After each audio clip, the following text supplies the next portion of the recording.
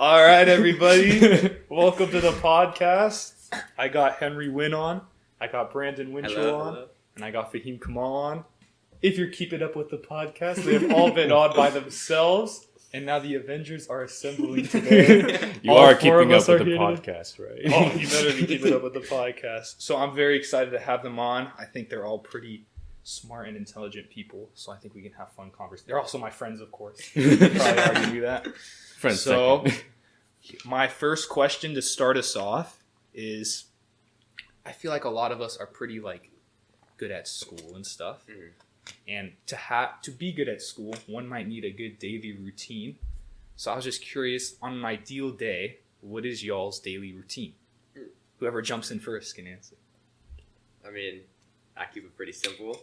Brush my teeth, and then I gotta brush my teeth. I gotta use mouthwash, clean my retainers, and then You have retainers? Yeah. Are they in right now? No. They're like nightly retainers. Nightly. Yeah. They're like the Invisalign ones though, so it doesn't look like I have them. So you just plug them in when you go to sleep. Wait, did you have braces when you were younger? Yeah. You don't remember? No, I guess I don't. I need to get my braces, bro. Yeah. But so I do that, and then usually I'll try to go to the gym. It depends, because when I'm working, it's different. When I'm in school, it's different. But I always just brush my teeth, and then I eat usually, and then I'll eat after you brush your teeth. Yes. It was him that made me do that. Wait, is there a reason behind it? It's actually supposed to be better for you. Really? Because that's like wiping before you shit, though. Is it not? Well, this is the thing. Say you have some orange juice, right? Yeah. That's acid that's in your teeth, and then you're brushing the acid in. Oh. It's weird because I had a neighbor. This is a tangent, but I had a neighbor when I was a long time ago, and she used to make me feel weird about it. I'm like, this is normal, brushing before, but apparently not. You sent me a TikTok. You said there's bacteria on your teeth when you wake up in the morning, and if you eat right after you wake up, all that bacteria that's on your teeth is getting fed basically. Wait, but how do you get the bacteria in the first place? I don't know. When you sleep. When you sleep, it just exists. How's that possible? You breathe it in when you sleep? Spontaneous biogenesis. Yeah, bro, don't you know? Those are probably something to do with the period between your last brush and... Well, tell me morning breath isn't disgusting. It is. So I never know what my it's pretty horrid, smells. yeah. Exactly, and that's bacteria. So then I think the TikTok, you sent me this a while back. It said when you eat, it feeds all the bacteria nutrients. I don't know. I'm glad we're getting myself. That's kind of crazy that I sent you that. You changed your whole life. Literally. I didn't know you I'm glad you changed your whole life based on a TikTok, bro. It's influential. It really is. Okay, so then you brush your teeth, mouthwash, you eat, then what? On an ideal day. Usually after that, I'll take a shower or something. It depends. If I'm going to the gym, sometimes I don't eat until after I go to the gym. So then I'll go to the gym, and then I'll come home, eat, shower, and then usually I'll take a nap because I'm tired. Yeah, if I have nothing to do. The thing is, I nap when I have nothing to do. If Are you just bored? Yes. I'm just bored. I'm YouTube ain't cutting it a nap. So, yeah, no, it's better weird. shut off just for Literally. hard reset, bro. But yeah, no, that's pretty much it. And my nightly routine is pretty long though. So I have to brush my teeth again, Smart. And then I mouthwash, retainers, but then I got to stretch. You stretch? So I stretch my legs smart. because I had shin splints. Wow. So I have a whole calf stretching routine that I have to do. What? How do you Yeah. stretch your calf? So you know how you can point your toe, and I make letters with my toe. Really? And then that's Do you go through the alphabet? yes, I do. And that stretches your calf? It helps the ligaments or something, but then it also is good for ankle mobility. And then I do a bunch of stretches with my with a towel on the floor, and then I basically put one foot up and then put the other forward, and then it stretches the back of your calf. But then I got to fill my humidifier, and then I usually read before I go to sleep. It's a whole what process. do you read? More nonfiction or fiction? More nonfiction. Recently, I was reading Atomic Habits. I remember that. Yeah. Good book. I feel like I'm the only one here that reads fiction, mainly, bro. Hey, fiction has its benefits, bro. Creativity. Maze Runner. The Maze Runner, bro. Fire. I feel like I'm the only one who hasn't read Maze Runner, bro. Really? Oh, bro, Yeah. you gotta read it. Fourth, Okay. fifth grade, that went hard, bro. I just remember the movies coming out and like people going crazy over them for a bit, and then like not ever again. I remember I read the book, and the day I got the book, the trailer came out, and I was like, "Fuck, I gotta finish this." All right, Henry, what about your daily routine? Let's see, my daily routine. It just feels like whatever I feel up to. So I wake up, brush my teeth, eat, and then if there's no school, basically I just hop on my gaming console and just start playing some games. That was when I was in like high school though. So lately, I guess it's been a bit changing. Now I try to keep practicing my hobbies and stuff, which are drawing now, and then also I've been getting into chess lately. Ooh, Chess my is God. fun, bro. It is. yeah, it's a really hard. fun game. Chess is hella fun. Like, so I just bought like this book on chess openings, Oh yeah. and I'm trying to study that because like my opening game is kind of horrid right now. I get you. And then so I spend like an hour practicing drawing, an hour practicing chess puzzles and stuff because those go hard. Mm-hmm. And then after that, basically whatever I feel up to, like if I since my mom just went to Vietnam, it's just me and my brothers at home, so I'm trying to see if I can learn some more cooking skills. So because I've never really cooked too much before in my life, so I'm trying to get that. I made my first fried rice a couple of days ago. Wait, I have a and question. that What's the won't be difference hard. between like making normal rice and fried rice? So fried rice, so normal rice. It's in the name. What is No stupid frying per questions. se? Okay. Is No fried stupid like questions. when you got like the grease and stuff? So normal rice, you just have the rice grains and stuff. You put it in a bucket of water, or like this. Yeah, you put it like Bucket of water? kind of a bucket. It's like a bowl, pot? a pot kind of I thing. made The rice cooker. Rice cooker Yeah. pot. Yeah, you put it in there, put some water in there, plop it in the rice cooker, and then just set it, and then just wait like half an hour, and then it's done. Right. So that's the regular rice. So I usually eat jasmine rice. Mhm. Jasmine rice is great. I don't fuck with brown rice, bro. Like, I know it's healthier for you, Yeah. but, like, it just tastes horrid to me. And so, after that, like, so fresh rice, you just eat it. And then after, like, a day or so, like, if you have enough old rice, that's when you put it into, like, a pan. And then you fry it with a bunch of stuff. So, like, chicken, any meats, any veggies and stuff. You just mix it all together. And, yeah, that's how you make fried rice. We put eggs, like Put eggs in scallions. there, yep. Scallions. It's just a bunch It's of the stuff. green onion thing. Oh, okay. I thought it was like some sea creature. Honestly, it does Scallion. sound like a sea creature, but yeah, Yeah. you just throw in like whatever the fuck you want. And inside how do you fried rice. feel knowing that you're going to be able to cook now?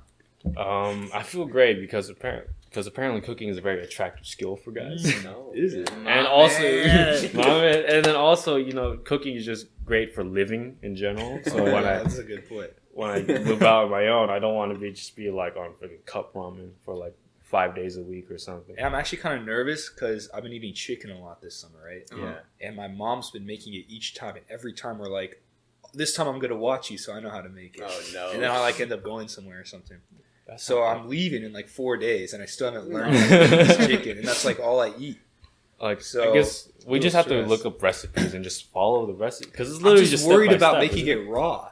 Like No, I have chicken my, is scary. my friend was trying to tell me, yeah, you wanted a little medium raw. medium raw. Chicken raw. I think it was fucking. You have to cook that shit all the way through, dog. Yeah. Anyways, The thing with chicken that people always say is like make sure it's like thin and like pound it down so it cooks evenly. Yeah. so or else you're gonna have like Pounded. Oh, Like like a like chicken a- patty. Like a you can use anything. yeah, but like a Anything? meat thing. like a meat pounder. Right? So yeah, so learn some cooking, and then after that, I basically do whatever I want with my day. Just like watch YouTube or I've been watching a lot of chess YouTube. Do you watch Gotham? Gotham Chess, yes my sir. God. This guy is fucking hilarious, bro. Yeah. Yeah, I watch a lot of Gotham, and then I just hop on my console. I've been replaying this game called Ghost of Tsushima, very good game. And yeah, so basically nowadays I'm just trying to work on my hobbies and then relax, so I get my mind like worked up and stuff. Do you have a night routine at all, or anything? Night you do At night? routine? Just brush my teeth. Smart. Trying to read books, but like, man, I haven't read a book in like a hot minute. Like I read on my You're reading phone the all- chess books. I That's am nice. reading chess books, yeah. So it's trying to study stuff, but I typically like reading fiction books because I don't know, they just scratch a good itch in my brain. I like it. Fiction's fire. Okay. Fahim, your daily routine All right. on So an ideal day. I'm gonna start with the day before, right? Oh, okay. What do you mean? It's a 2-day process, Because bro. I'll let you elaborate. Yeah, let me. You got like an let me put AD it- schedule now? No. So like, the night before, like, I just go to sleep at like, I don't know, like 12 or something. Usually, like listening to something. For some reason, I developed this bad habit now where like, it's just easier to fall asleep when you're listening to like a podcast or like people just saying things. Like, you don't have to even like listen to what they're saying. It's just their voice. Just the thing, yeah. Yeah, It's yeah. like Yeah, comforting. I hope you listen to this podcast one day, because then one day I'm gonna like put a jump scare in. Fahim, wake up!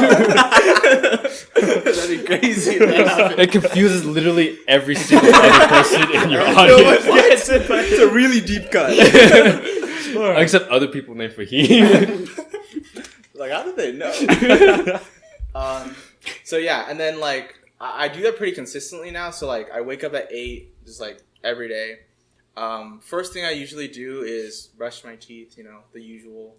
Before you mouthwash. eat. Yeah, before I eat. I have to Before. specify, not after I eat. Just wait till by your teeth.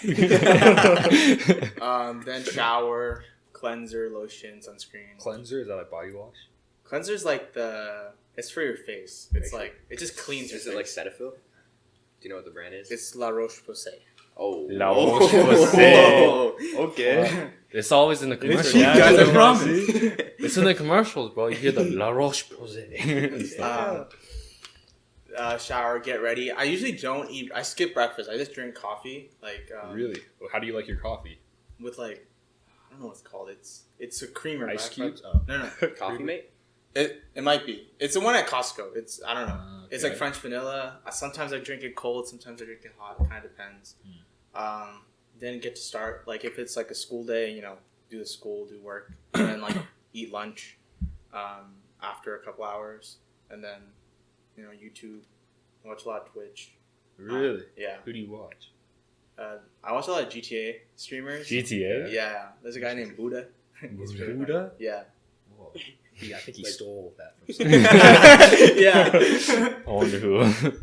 And then yeah, night routine's just basically the same in reverse, except I don't cleanse at night. The same in reverse? You take 2 showers a day? Not shower, but what's it called? Brush, Oh, okay. lotion. Do you lotion? This is gonna sound weird, but I'm curious. Do you lotion your whole body or just your I should, but I don't. I just my face. I do after I shower. I don't. Your whole body? Like, are you Most just of sitting it, there in the like, mirror at least naked? Like, 85%. at least You just go in So how there. do you reach every spot? That's what. And then We must go I to mean, the- you can reach every spot if you want. yeah, but like to really rub it in, you know, It's after you I get out guess of the you don't shower. know. the lower back, bro. You just I'm flexible. Just not my toes. That's the only part that I don't lotion. that seems like a very important part to lotion. Yeah, no. Okay, you're the. I don't lotion my saying? whole body, but I have to lotion my hands because I got Yes. eczema on like one finger. That's my the goodness. weirdest. How do you have eczema on one finger? It's spreading, bro. It's not gonna be just one finger no more. It makes me know what sad. that is. Damn. It's the worst, bro. Like it started on like just like this side, and I was just like, it got itchy, so I was like, I didn't think anything. I just thought it was like a rash or something, so I just scratched it. I know you're not supposed to Yeah. scratch rashes, but I scratched a bit, and it got worse and worse, and just one whole finger just got spread too. I was like, You kind of got like a fuck. cool texture though. It's not a cool texture, dog. I'm sure it doesn't feel. Cool. I imagine if you have it trying to on be your supportive. All right. Try to see the positives. I appreciate that, but there's no positives to this. Wait. What time did you say you go to bed at? Like 10. Or no, No, not she 10. said 12. Okay, that's what I've been trying to do. Uh-huh. Okay, so then I guess I'll go. So I'll start the day before as well. Go to sleep at around 12. Try to get my 8 hours. Waking up at 8. Okay. Send a picture to our group chat because we're doing a sleep challenge. So I'm like usually a little nasty. What is it? Wait. What is a sleep? Oh, challenge? yeah, okay. Oh, you So didn't we, do this? for the next 90 days, like 30 days ago, we started a challenge. For the next 90 days, we'd wake up at 8 each day, and we have to send a picture to our friend to prove it. Oh. And each day we fail, we have to send them $10. Oh wow. Yeah. Yeah, So it's monetary incentive. this is supposed to be a surprise, but I want at the end, I want to take all of our photos and put it in like a quilt. And then we can always just sleep. with Bro, our you're sleep challenge. you're kinda fire. I think it'd be kind of fire. It'd be like a calendar with just our photos each day.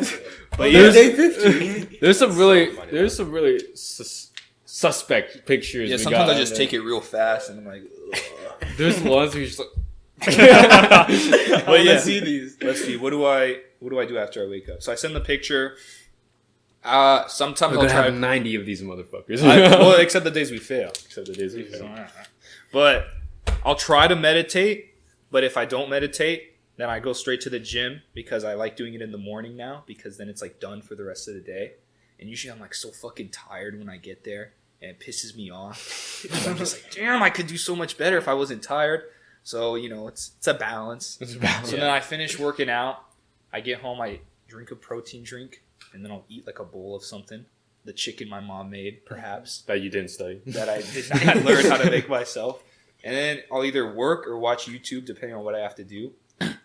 Sometimes I'll do a podcast. So we're part of the routine. bro. Yeah, We're talking except I about didn't us work right out now. today. Because I'm gonna work out later. But anyway, so I do the podcast, or I do work, or I watch YouTube, and then I do all that till like night. And then night I will journal, brush my teeth. Oh, I forgot to say I brush my teeth in the morning. Actually, honestly, I don't brush my teeth every morning. It should be I brush it every night, and then I brush it sometime throughout the day, but it's not always in the morning. As long as you get it. Yeah, I in get there. it in throughout the day. When I wake up, I'm like, my breath is nasty. and I Well, I'm just immediately thinking gotta like do it. I can't smell my breath. No one else can. Have you ever done that? I try, and it's just Oh. so hard. I think I have a shit nose. Okay? So at night, I will brush my teeth. Always at night. Journal. I'll try to read for 30 minutes, and then I go to sleep around 12. So yeah, but this has just developed like this summer. In high school, I know I like started this conversation about us being good in high school, like it was gonna relate somehow. But I had a shit routine in high school. I would just go to sleep, whatever, wake up, whatever. Yeah. I go to sleep when I finish my work. Yeah. Yeah, exactly. Okay, well then on that, this could be a fun topic.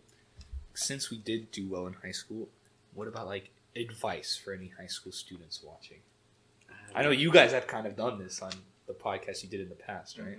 So you guys should be experts. I mean, I guess, but like honestly, I don't really have much advice. Okay, what about like... Okay, here's a scenario. I'm a kid.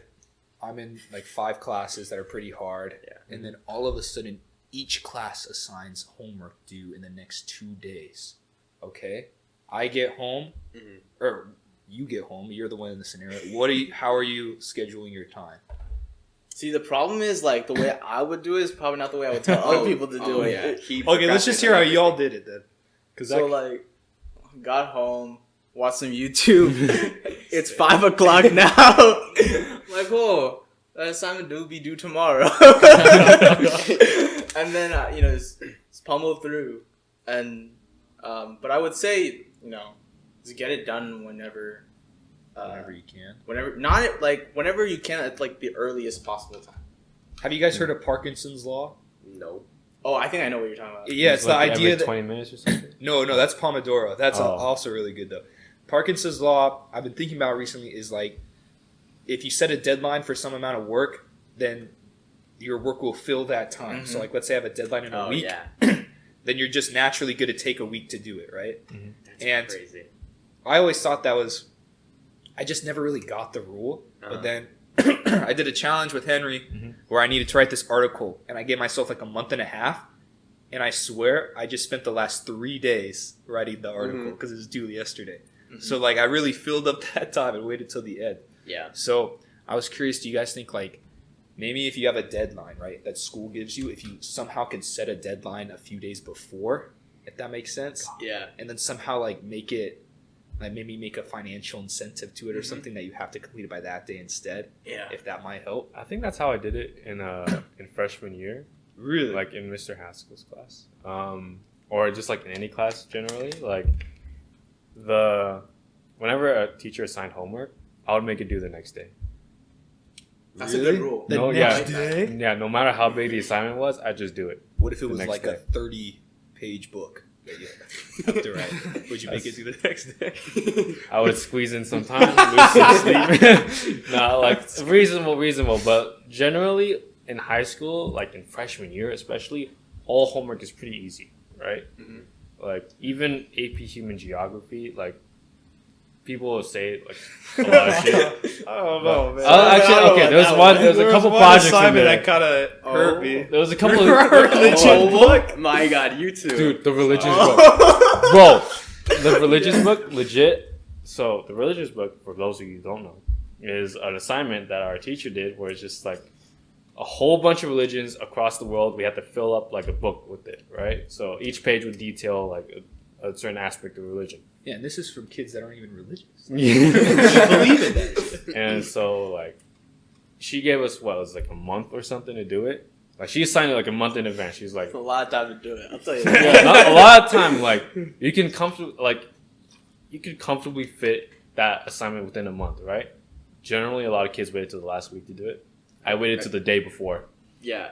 Yeah, let Brandon tell that Yeah, story. I want to hear your So it's an individual assignment, but we were given a group to do research in, right? So I'm in a group with these two, Fahim and Strad, and I'm like, Oh my. I'm trying to like get my book done, like, because I waited to the last minute to do it too, but I had my research done like way before, because I was like, oh, my group is depending on me, you know? And I look at, I finished Reliable guy. I finished my my sections that I like already researched, and I look at the document, and I'm like, all right, let me just like write up the report on these last like 6 religions or whatever. And there was like one of them done for these two because they did not finish their research, so I had to do the research for like all of them on my own. And I was like, oh, Hey, wait. You didn't have to do animism, okay? For any of y'all that don't know what that is, I don't really know what that is either. Animism is like, it's not even really religion. It's like a category of religion. And it's like asking for these specific things, like when did it start? It was so hard, not even the internet really knew. I remember that document though was like 80 pages because we just copied and pasted shit, which you think would help. But then after you're reading through it, you're like, I'm just reading the article. You're just reading it again. Yeah, exactly. Yeah. No, but it was an assignment. Dude, I finessed that. So animism, like no one can find any information on it because like it's just a broad category of religion, right? So I left half of it blank. So I was just like, I'm gonna get a terrible grade on it because I did like subpar work on like all of it, right? So what I did was I saw the big ass pile of the turn-in like binders that we had to do it. And I was like, what if I did this? I lift up the whole pile. I put mine on the bottom. So that after Miss Lewis, because this is going to take a long time to grade, right? She's going to be fatigued at the end of this. She's going to be tired. She's going to be looking through. She's like, okay, I got to mark this. And then she's like, I'm trying to get her in a state of mind where she's so exhausted. She sees my name. She knows I'm a good student. She's going to assume that I do good work. She gives me a 200. Like a 200 is like the max score, right? I get my thing back. I have a 200 on the entire assignment. My play worked out, bro. What the fuck? I saw a future in advance. I was like Doctor Strange, bro, in Infinity War. I saw 14 million. Doesn't that make you feel like shit though? You did the whole No! You could have just turned it a blank page, probably. Dude, I did that for a couple assignments on a summer class. So is that your advice? Just turn in blank shit and hope your teacher's stupid? Okay, well, in that case... This teacher was not stupid, by the way. Sorry. Was that your phone? Yeah. Well, I put it on silent, bro. Oh, shit! Oh, wait. It's an alarm, so it goes past the silence. So that's... Oh, okay. So it'll go again in like 9 minutes, so I'll just turn it off. What's the alarm for? It was for me to practice my The stuff. drawing? Mm-hmm. But I did Right, it earlier go today. Right here. No, I already did it earlier today did in it? preparation for this. One day he's gonna fail and he has to give me $10. Oh, that's another one? He started doing the contracts now. Because I was Dude, slacking a bit. I'm not. Let me gonna lie. say, contracts, I think, are the key, at least to my life. Doing these like yo, I'm sorry. I know it's a very profound statement, but because it's just adding this financial incentive. Now it's like when I want to do something, I could give myself an artificial like deadline for kind of like what we were talking about earlier, and then I just do it. It's like Parkinson's law, right? Going back to that, because a lot of times I would try stuff in the past, but I wouldn't give myself a deadline. So it just fills up the space, which is infinite, like my whole life, you know? So I'm like, oh, I could just do it later. But now it's like... This might be one of the craziest things I've ever heard. Like their contract? Both of them. Because I was like, the Parkinson's law, like I observed that, but I like never put a name to it. Mm-hmm. So like hearing that it's already like an established phenomenon. Like that's crazy. But like I could never get myself motivated for like to do schoolwork. I'm like, oh, I'm gonna get this done early. But since I like wasn't making myself do it, like I didn't have any financial incentive or anything, I would not do it. Like I was like, there's no way to motivate myself unless it's like an external source that's motivating me. So maybe I'm gonna have to start writing contracts up for myself. Everyone be sending contracts to their friends, making money. Wait, so did you procrastinate when you were in high school? I always thought you were like a not very as much as him, but yeah, throwing shade. No, but I wasn't perfect. Like I obviously like I mean Hey, I don't would say that. You're perfect. Thank you, Strad. But no, I mean, I procrastinated like a decent amount. I was usually done like earlier than most people, so I wasn't like the worst. But I definitely like did not get my stuff done like as soon as I should. Were you one of those kids who would try to do a little bit each day? Oh, I said I was, but no, that like, shit's so hard. I'll be like, I'll do a little bit each day. I look at the instructions. I'm like, all right, that's it for today. That's how I'm doing it with a couple of my things. Yeah. Just like, But like, I think looking at the instructions is a good tip I could actually give because once you look at the instructions, you know how much you need to do, and then I feel like you can like, plan accordingly. Yes, Oh, exactly. when you don't look at the instructions and then it's the day before, and you're like, oh, okay, let's see what this project. see what I gotta do. It's like opening up like a present. You're just like, whoa, it's all surprising every time. You know? Yeah, because I would low key procrastinate looking at what I had to do. Like, I would get an assignment, and I'd be told by the teacher, I'd completely forget what it was, and I'm like, I'm not going to look at what this is until, like, a couple days before. But, like, literally, if you look at it, and it's, like, something easy, you're like, oh, I could do this. Or if it's something hard, you could plan to do it. Like, plan out how you should do it. So, Have you ever cried during a project? I cried once. What was it? It was in 8th grade. My geography teacher assigned this country presentation, so we all got assigned a country, right? And he was tough. He was actually a really cool teacher. And I didn't want to disappoint her, right? Like, no one wants to disappoint her. No one wants to disappoint the cool teacher, right? Because then you get, like, you lose credit with that teacher. You lose credit with that class. It's a bad situation. So she gave us the assignment to present a country. We had to have, like, information on its, like, economy, its culture, stuff like that, right? And I thought it was going to be easy because, like, I got Switzerland. It's well documented, all that shit, right? So I waited till the last day. And then I think something went wrong with like tech or something, or I forgot where the fucking instruction manual was or the instructions for the assignment. So I was like, I have no idea what to put on my slideshow for this shit. So I had to like go. I wasn't very social in 8th grade, so I didn't know who to contact and stuff within like friend circle. So I was just there for like an hour freaking out, flipping out because like I couldn't locate the instructions for the assignment. And so, like, I cried a bit. I was like, because I was to do the next day. I was just like, I'm gonna, like, fucking die or something. Did you finish it? I did finish it, actually. And I actually crushed it on the presentation. Wow. Nice. Did you cry during the It's a presentation? good ending. I cried a little bit during... No, I didn't. I remember I had this... You guys know the book Where the Wild Things Are? Yep. I remember Okay. 6th grade, after I'd report on this guy that wrote the book... And it was like a month-long project. We're doing research in class. And then it's a video, right? So I'm trying to edit the video or create the video. It's the last day. I'm about to do all the dialogue. And I realized like, oh, my research is trash. Like I got like no information on this guy. So I was just, and I'm using my sister's laptop. I don't have one. So she needs to use it. So she's kind of giving this external pressure, you know? Yeah. So I just start bawling. Because I have to redo the entire thing, basically. And then I remember I finally finished it, and my sister had her laptop back. And I was like, fuck, I got to add a bibliography. So I was, like, scared because my sister was already a little annoyed that I used her laptop.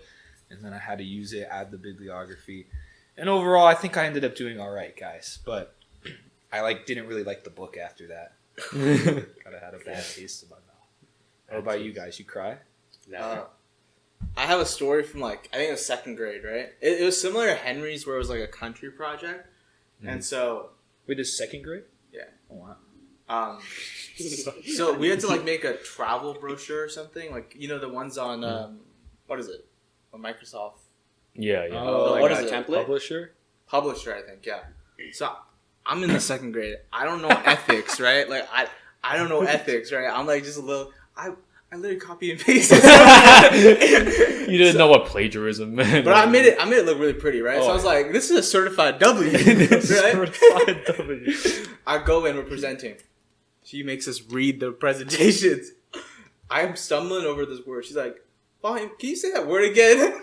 No, I forgot the word now, but like, I couldn't say it. And she's like, I don't think you wrote this.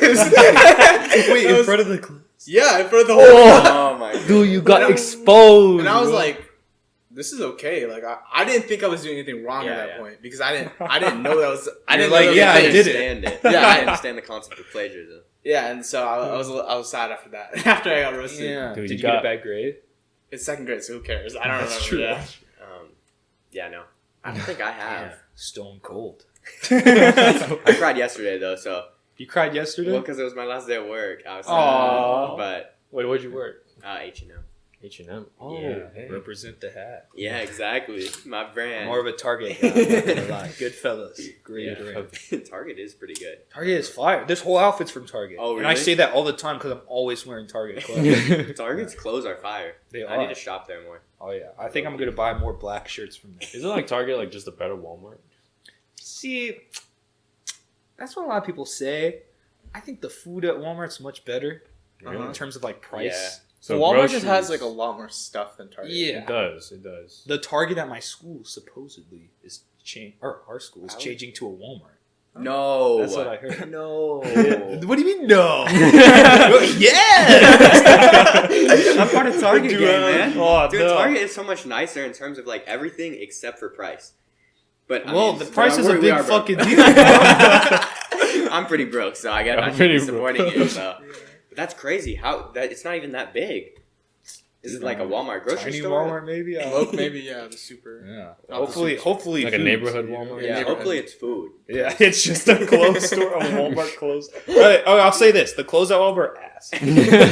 Maybe I wasn't looking the right places, but It is a big store. I remember putting a shirt on. Like, it could have been me, but I don't know. The shirt was really bad. Okay. It scratches against you. We're just like, Yeah, no, literally. No. Okay, so I'm gonna kind of derail the conversation a bit. New topic. I actually wanted to ask you, right? In like social situations, right? Like maybe you're meeting a stranger or you're networking. Do you ever get like social anxiety or nervous? Because I know like we've kind of talked about like sometimes we can get nervous, but I feel like you don't. Really? I don't know. I just don't. I feel like you seem very comfortable. It depends. I'm comfortable with people I know and have been around, but with new people, it's different. How? It's different because it's like making small talk is not something like I like to do. Like I just don't Do you like. think you're good at it? Not really. Do you want to try making small talk right now? What's different? How is it small talk? That's a good point. We're kind of we know each other. Past it, I bro. moved past it. But yeah, it's something I'm trying to get better at. Why don't you like small talk? It's just like when you don't know what you have in common with someone. Mm. And it's also like what if you're saying something that they're just agreeing with you and you don't know? Oh, like, kind of like, yo, I love that food. And they're like, yeah, me too. When really they're like, Yeah, it's just harder. yeah, I agree. I think small talk's kind of boring. Small talk's like inane. Right? It's like, how's the weather? It's Yeah. Like, oh, you like that? Like, that's great. Here's a question. Do you think small talk is necessary, though? I mean, to some extent. What do you mean? Well, like, okay, what would you consider? Like, would you say like, how was your day? Like, is that considered small talk? I think small talk, I consider small talk like the automated stuff you kind of do where it's like, how are you doing? Oh, I'm good. How are you? I'm in good. And it's some like, situations. what do you do for work? That kind of Like, talk. like kind of basic stuff like just that. introductory stuff. I think is small talk. I think part of it's necessary because if you dive straight in with like, what's your biggest fear? They might be a little. You're a little you, weird. man. Like, you know. Oh my God. But if you, I think like asking the questions like, where do you work or what do you do for a living, are useful because then if they say something, I think based on their answer, that's when you gotta branch from small talk and try to like make a deep connection. You know, like where do you work? Oh, I work as a construction worker, and you're like, oh, that's sick. It's like that's kind of boring. But if you're like, oh, have you ever felt like you were gonna die like on top of the crane? You know? No, I get you, but I think it's necessary in certain situations. Like when I'm working at H&M, I'm not gonna just start like asking some random question. So I'm always like, "Hi, how are you doing?" Like it's the same thing every time to every customer. Because you just open up with like, so what's your idea of the best life? You start with like Nietzsche. What are you talking about, man? Ring up my clothes. No, but so in certain situations, like you can't like really progress past it. But like I guess when you're meeting someone, I try to get past it as soon as I can. And I think like my vulnerability and openness like helps me do that. Yeah, we were talking about that on the podcast you were on. Yeah, I think I think you get vulnerable and open very quickly, and then it makes the other person feel comfortable to share as well. Mm-hmm. I think that's great. Yeah, I agree. What about you, Henry? Me, when I'm around new people, like when I'm around like friends and stuff, I'm pretty open. Like I think I'm pretty extroverted around my friends, but when I meet new people, I think I clam up a lot. I'm just like I let other people talk and stuff just to see like just to gauge the social situation. Dude, when I was like in 8th grade and like a bit into freshman year, I analyzed all my social situations, bro. My sister made fun of me for it. Like during the situation or after? During the situation after, I just analyzed the conversation. I was like, oh, did I say something that made them like upset or something? Or like, how could I best approach this? Like, I just like straight up like analyzed it like a chess game, bro. Did it help you or no? Huh? Did it help you or not no? really? Like I was not practicing or I overthought a whole lot. Yeah. So I've been trying to get better at it. Like since going to college, I've been forced to make like new friends, but even then I don't think I've been particularly successful. Like I think I got kind of in a friend group, but like that kind of dissipated over the summer. So I'm trying to like see if I can level up my social skills, like regarding like meeting new people, like opening up and stuff. Yeah, I think that's what everyone's always doing. You know, like they could always improve on their social skills. I wanted to ask, do you guys feel like compared to like freshman year, for example, your social skills have improved? And Doubt. Oh, okay. No doubt. Okay, then the second question was going to be, what did you actively do anything to try to improve your social skills, or do you think it just came with time? I think it's being with people. Like especially, I feel like high school, it's different. Middle school, you kind of have your own crowd. Like, but I feel like in high school, you just met a lot more people. Okay. Yeah, and a lot of different people. Met a lot of people, and also become a lot more comfortable with yourself. Mm-hmm. Like once you're in a group of friends, like, and you're okay to explore your personality and stuff, like once you become more secure in yourself, you're just like, okay, like I know if I mess up a social situation, that won't particularly affect me too hard because I do have people I can fall back on, and also I just know I'm comfortable with myself, right? Mm-hmm. I also feel like elementary school, middle school, right? Because you haven't had as much time yet, so everyone's a little more similar, right? There's like the prototype of what a human's supposed to be at that point. And the more you deviate, the more like nerve-wracking that is because more people are similar. This is just like an idea I'm having right now. I don't know if it's true. But then as time goes on, more people, you have more time to change and vary. So then more branches, you kind of branch off from whatever like the main idea of what a person is, right? And then in high school, maybe it's easier because more people are branching out. You're more likely to find people similar to you. Yeah.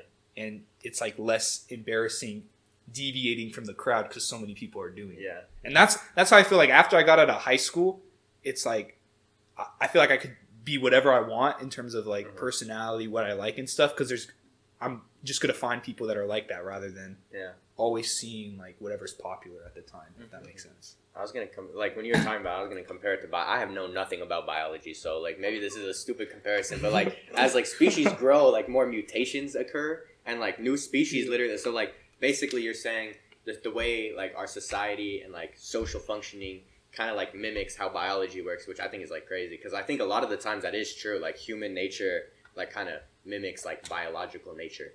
Like evolution and stuff. No, I think that's a good analogy. Actually. Yeah. It's sick though. It's sick. It's so sick. Yeah. Okay, so let's see. I was gonna say something. You ready? I remembered right now. Okay. What do you guys think of like people that like try to be cool? Does that make sense? Like, what do you think about like that societal standard of cool that like a lot of the times I think in high school and like early in college, like people try to like cling on to? I think the only time like it rubs me the wrong way is when someone's like fronting or inauthentic. Mm-hmm. You know what I mean? Yeah. When it feels like they're not actually about whatever. Yeah. It just gives me the wrong vibe. I feel like it's a waste of time if you don't actually like the things that you think are considered cool. Like if I don't give a shit about cars, right?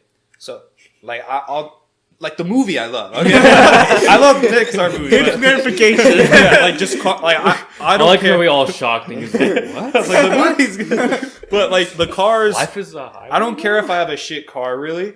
So if I in the future got a lot of money and bought like a Lamborghini to try to be cool, like I feel like that'd be a waste of time for me because I personally don't care if I have a Lamborghini or not. But like some people might genuinely like be fans of cars, like kind of like how you're fans of chess or whatever hobbies you got, right? So them buying a Lamborghini might make them seem cool, but it's also just Part of who they are. it's like they would do it anyway, if that makes sense. Mm-hmm. It's kind of how I feel about it. I get you.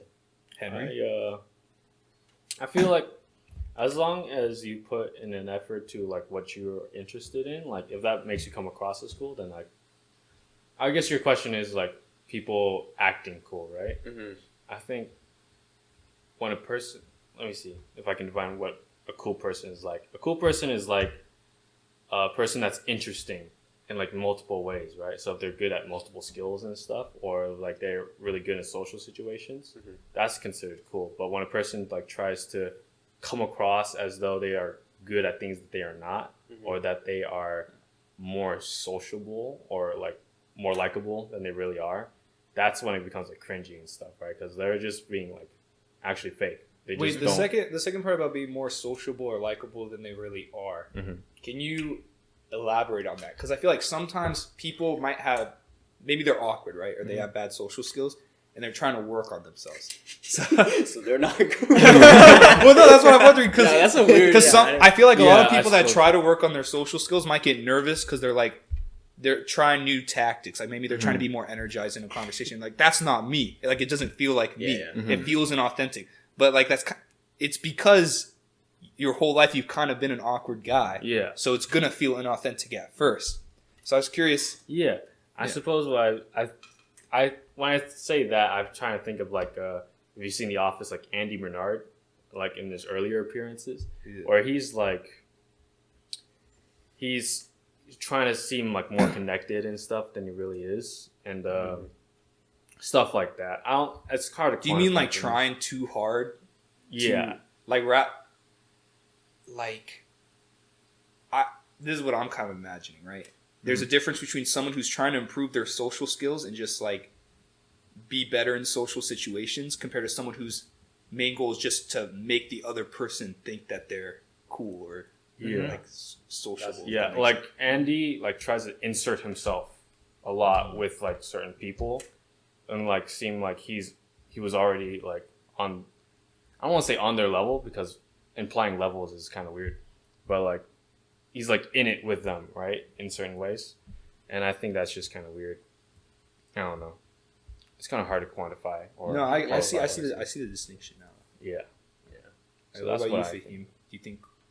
Did you already say something about being cool? Yeah, but I can add on. I think if like when we're talking about energy, right? If you're trying to be more energetic person, that's not something that I would be like. I wouldn't like knock you off for that because but I think the thing is like if it's like you're wearing Supreme now or like when the attitude is like how other people perceive you as opposed to how like just for yourself. I see. When that's like shifted, that's when it kind of is like okay. Okay. I got a better idea of how to qualify my thoughts. It's like when they act way differently in front of other people than how they act by themselves. Yeah, I agree with that to a certain extent because like, I mean, you have different groups of people, like different friends, and like even if that's like you have different versions of yourself, and just because they're different doesn't mean it's not you. Yeah, that's what I wonder. Do you guys think it's fake if you act differently around different friend groups? no, I don't think so. Like one time someone told me, she's like, you're so different around different people, but like every time it's still you. So I think like you can, that's cool. Yeah, I think like you just change your vibe based on like who you're around, and I don't think it's necessarily like inauthentic. I think it's just like chameleonizing. Yeah, that's a good way. I feel like as long as you're not consciously like, okay, I'm hanging out with these guys instead, so I'm gonna act differently for like some alter motive. You could be like in those friend groups for like certain things, right? Like if you're in a friend group with like a lot of AP students or something, like you're looking for intelligent conversations or something. Meanwhile, with like these guys, like these gamers, right? You're just looking for a good time, having fun, dumb conversations, right? Yeah. So like you're just looking for different stuff in different friend groups, right? The only time it's just weird is when you have to change yourself for the like perception of that group. Like fundamental values. Yeah, is what if you change that, then that's when you become naive. That's a good way to put it. I like that. Like having some core beliefs that don't change. Yeah. So then, what do you think it's like when you act differently around different groups, and then maybe you're having a wedding and all your groups are there? What do? You just self-destruct. Well, I actually remember Tristan's and Kylie's wedding. There was a lot of friend groups there. Yeah, I remember it was like y'all. So I had like choir friends, and then I had neighborhood friends. So I've had like Andrew, Andrew, Scott, and it was weird having them all intermix because like I've never noticed that before. But it was like really cool. Like you were peeing outside with Andrew.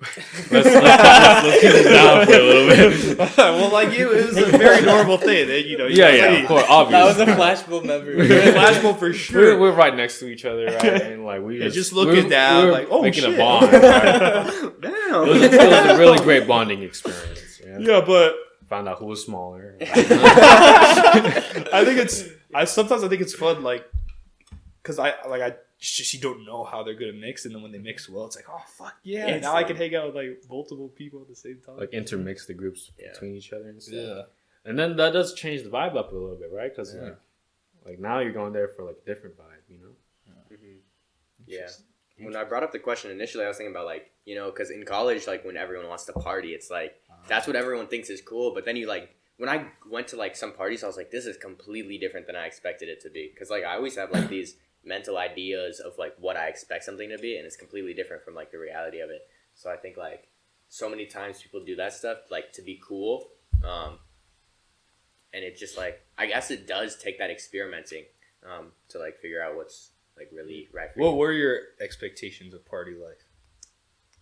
It's hard to even put it in words. A rager, like everyone's Everyone's crazy. like, yeah, Like the movie, the college movie. yeah, stuff. what you see in movies, Mhm. and just like kind of like what I heard from other people, because like you're not gonna hear the boring parts of parties from other people. They're not gonna come back and be like, yeah, we were just standing there. We were making small talk, you know what I'm saying? It was kind of awkward at a couple points. So like, yeah, you're not gonna hear that, but definitely like, just kind of a conception that like everyone is just going crazy and it's just having fun. And like when I went to parties, a lot of the times it was like a lot of like anxiety, like talking to people, and like then the next day I just felt terrible after if I like drank or something. I was like, oh, and like it's like obviously like that stuff, but like you kind of want to like fit in, and I think like so much of the time like you want to be in a part of like a big group in a big community, and when everyone else is partying, like you feel like you have to do the same to be part of that group. I see what you mean. Mm. Interesting. Yeah. Not gonna lie, the last minute I was like tried counting how many times you said like, and I lost track like 20 times. Damn, Henry. I'm sorry.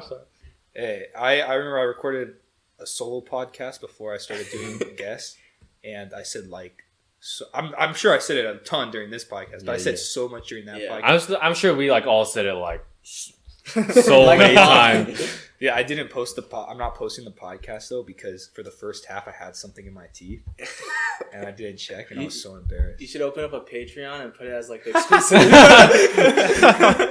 This is the mythical first podcast of the Stradcast. Okay, so new conversation topic. How do you guys define success? Like, what would have to happen to you for you to feel successful in life? My big goal in life is having a family and a comfortable, just chill life, and raising my children up successfully. Like that's, and then like obviously, So like no money or anything. I said comfortable life, like living comfortably. And if I get filthy rich, I wouldn't complain. Okay, but I want to have good family, and then like invest in my hobbies and stuff. So like maybe go deeper into drawing or deeper into chess and stuff like that. Stuff I'm interested in. If I'm having, like, here's my idea of when I've peaked, right? I'm on my porch. I'm sitting there. Like, it's nice weather outside. My kids are playing inside. I have a beautiful wife. And we're just chilling. And I don't have to worry about anything. Nothing about work. Nothing about my financial situation. Nothing about how maybe my kids grow up. if I don't have to worry about anything, that's when I know I've peaked. So it's like freedom for you. Freedom, exactly. Like if I feel America. like I can go like on a vacation and not have to worry about anything, I'm set. I'm good. Okay. Yeah. I think that would be a very successful life. Mm-hmm. All right, what about you guys? You want to go first? So like for me, like I don't know if you guys do this, but like I'm like existential. Like I think about like, you know, only got like, if I'm lucky, 100 years on this planet, right?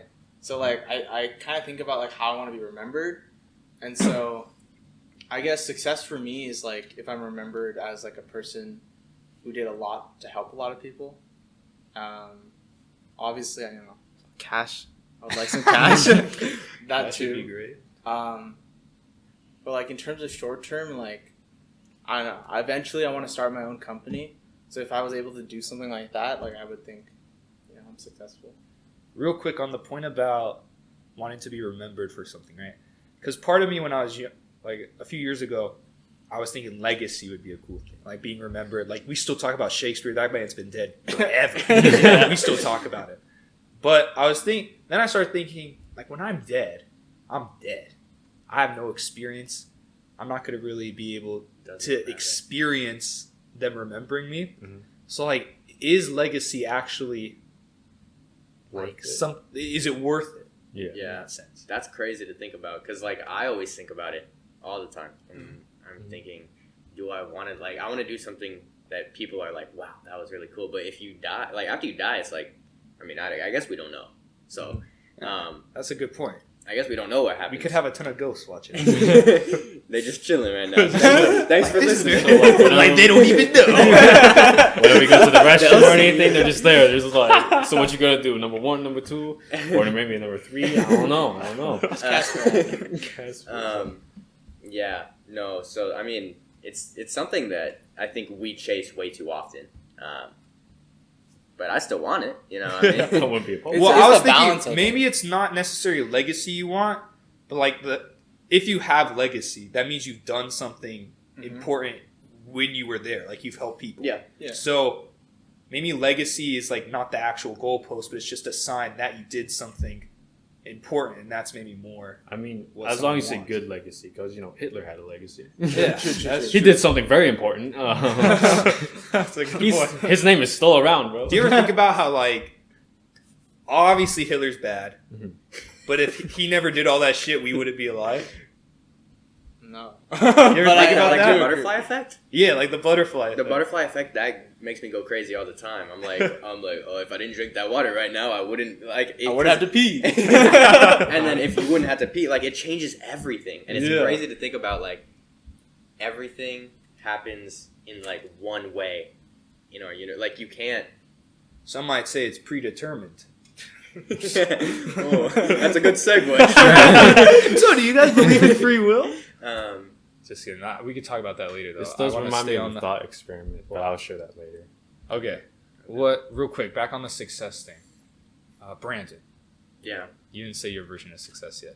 Dude, because I don't know. You don't know? I think it's a mix of both. Like, Okay, that's fair. one, I mean, I told you on the podcast, I would, like, when I had COVID, I would sit outside my house and I would just chill, man. And that was the most blissful experience of my life. You just, like, I'm just sitting, looking at the palm trees, looking at the clouds. It's everything, like, from that book I was reading, The Power of Now, like, everything you need to feel fulfilled and at peace is, like, in this moment. Like, you don't need to search for it in the future, and that's the crazy thing. So that's why it's, like, I've kind of changed my conception of success. Like, do I need to, like, be successful in the future, or do I need to be, like, in this moment right now, every moment of my life, to kind of, like, stay out of that continual rat race? I think about that a lot, too, the whole being present. But do you think it's... What's the word? I don't know if practical is the right word. Do you think it's practical that you could stay like be in the present moment all the time? I think it's hard, and I think in our society with all the technology we have and all the distractions and everything that we have to worry about nowadays, it's getting, like, more difficult. And I think social media isn't helping, but I feel like it's feasible. Maybe not, like, every single moment, and it also depends on how you define present, and you define, like, because there's like different ways that people define it. And sometimes being present is just all about like being able to feel your bodily sensations. Sometimes it's like being fully immersed in a conversation and not letting your thoughts go like outward. It's like weird. It's a very like philosophically dense topic. So then, would success maybe look like in the future? Possibly, you're just able to make a larger percentage of your life in the present moment, rather than stressing about the future, for example. Yes, but the thing that always like gets me spinning is that book he talks about. He's like, don't think about being able to do it in the future. Just do it now, and then you don't have to worry about it ever. Because all we really have is the now. Like, the past is gone now. The future isn't coming because we're always in the now. So it's just crazy how like much my perspective has changed after reading that. It's like sequential, like now. It's always a now. It's always, everything has always happened in the now. Nothing's ever happened in the past because it was always the now in the past. Like, you know what I'm saying? Yeah, I get it. It's crazy. It kind of reminds me of, I know it's not the same exact thing, but Miss Tuttle, our psych teacher, she was talking about the whole, everyone thinks like, okay, I'll do this and then I'll be happy. Yeah. Where it's like you could just try to be happy right now, and I think exactly type of stuff like trying to be present in the moment is the way to do that right now. Yeah. Because it doesn't really take material things, you know. It doesn't take it's anything. It's crazy because that's why when you ask about success, I'm like, in the past I've always had what I wanted or what I thought would make me happy, but it's like, should I really even be chasing anything at all, or should I just be like trying to experience life as it happens? Are you in the present moment right now? Yeah. Yeah. Let's go. Because the more I like talk about it and like think about it, like the more it just like happens. Because it's a process that takes time, and like I said, like obviously you don't want to think about how much it like was in the past and how like much more I want to be present in the future. But definitely over the past few months, I've become more present in like everyday situations. Dude, you know what trips me up? It's like how whenever we spend time, we are literally spending our life on something, you know, because we don't get those seconds back on our life. We are ever marching toward death. So like when we're in any situation where like we make plans with someone or like we invest our time in something, we're literally like putting our lives in that person's hand. Yeah. Right? You're saying, I'm willing to spend my life on this with you. So I hope it's worth it, and like I hope I have a good time with my life with you, you know? So that trips me up sometimes. I think that's such an important thing to think about, but then I get mad at myself because I'll be thinking about it while I'm like watching my like 80th YouTube video that day. Like, damn, so I really had this such a small fraction of the universe's time to like live, and I spent it watching fucking Minecraft compilate. This was back then. I don't watch it anymore. Like rocks falling down the hill or something. Rocks falling down the hill, exactly. Fuck, there was something I wanted to say kind of. What about you, Strad? What's your definition my idea of success? That's a good question. That's your question. You're right. Thanks for asking it. Let's see. My idea of success. I kind of like the freedom idea, like not having to feel like I have to do something. I think that's good. I'm very into philosophy, so I kind of like the idea of just understanding things as much as possible. Like that's one of the reasons I originally chose physics and philosophy for my major, because they both explain like fundamental reality in different ways, and I kind of get tripped up a lot because there's so much things I'll just never be able to know. But I guess just if by the end of my life I know as much about the universe as I can, that'd be cool. And I know that sounds kind of like cliche or I don't know, something. More like objectively, I probably want to have a family, you know, a wife, maybe two. Two wives? Just kidding. I couldn't handle two That's wives. kind of illegal. Let's see. One of them's off the books. Definitely just one wife. I don't know how many kids. When I was in preschool, I used to say I want 101 kids. Dude, the Dalmatians. I don't know. What? 50 of them were going to be named House. 50 of them were going to be named Roof. And then one was going to be named Coffee. So when I asked my wife for coffee, she'd be like, "Oh, which one? The drink or the kid?" And I would just tell everyone I met that was my plan. When you were in what grade? Like preschool, first grade.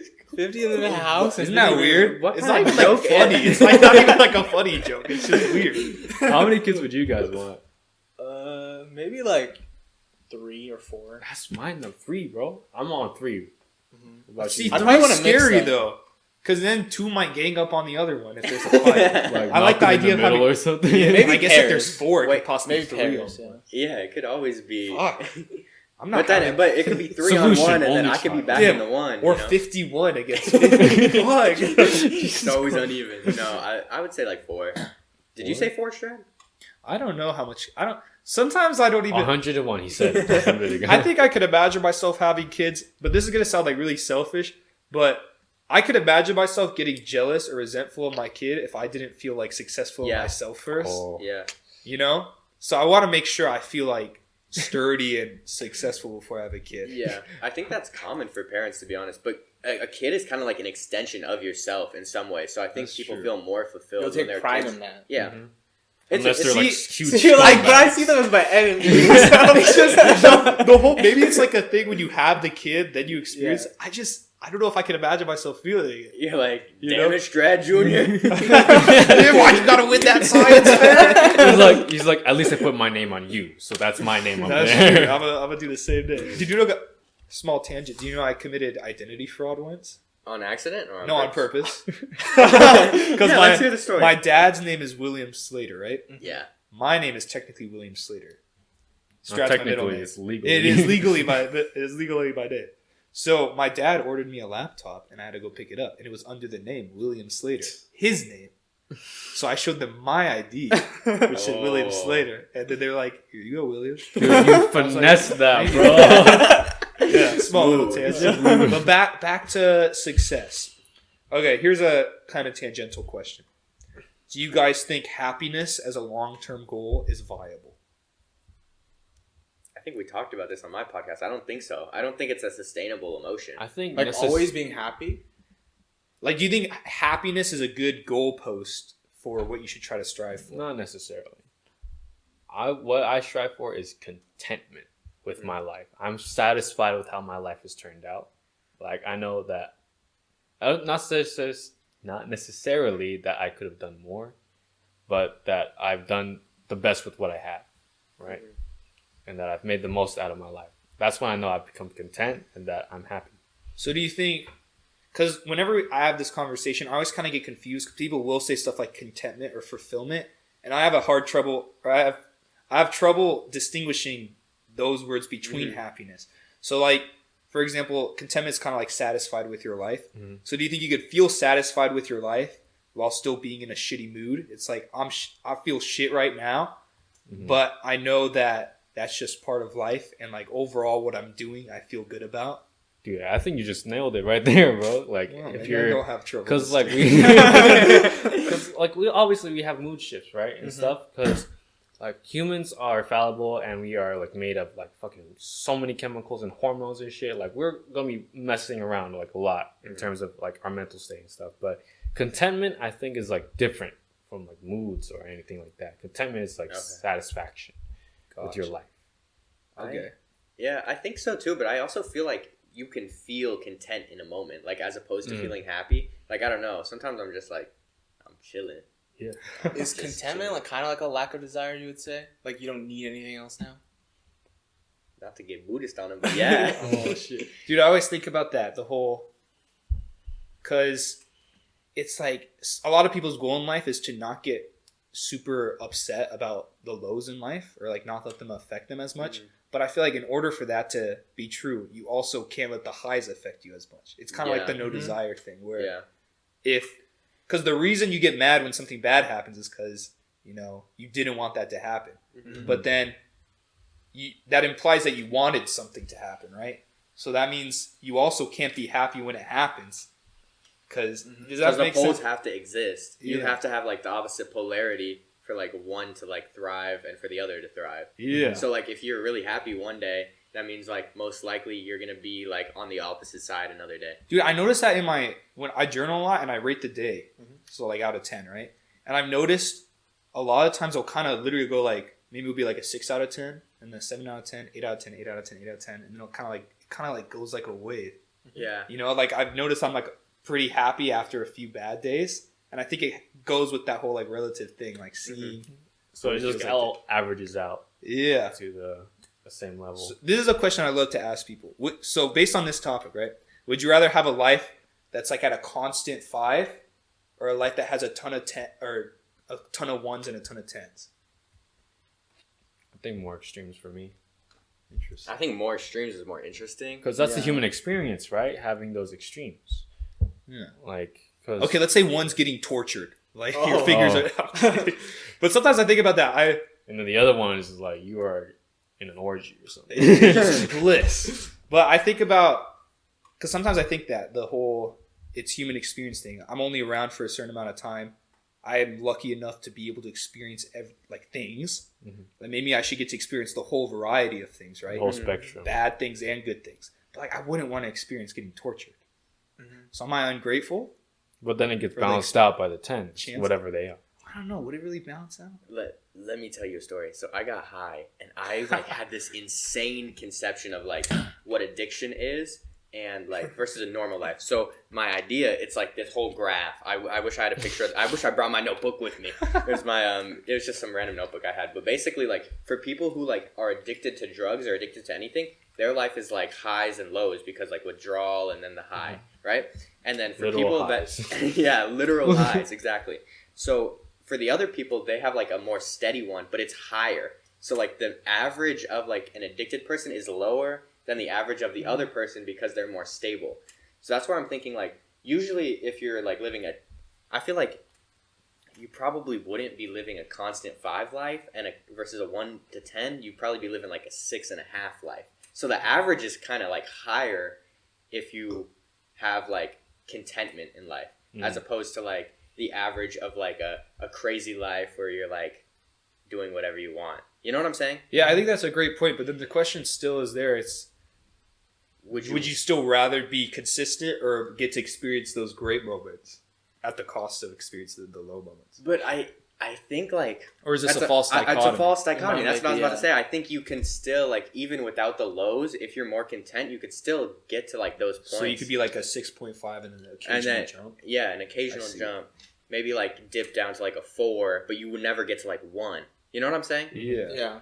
Like gratitude, self-reflection, all those things. I feel like those would like raise your lowest thing. So you wouldn't always be... You would, especially if you're like constantly doing like those self-care, self-improvement things, you would be like you maybe be like a 6 now, and then you go up, and then you're constantly living at like a 7.8 or something. It's like, that would be a dope life.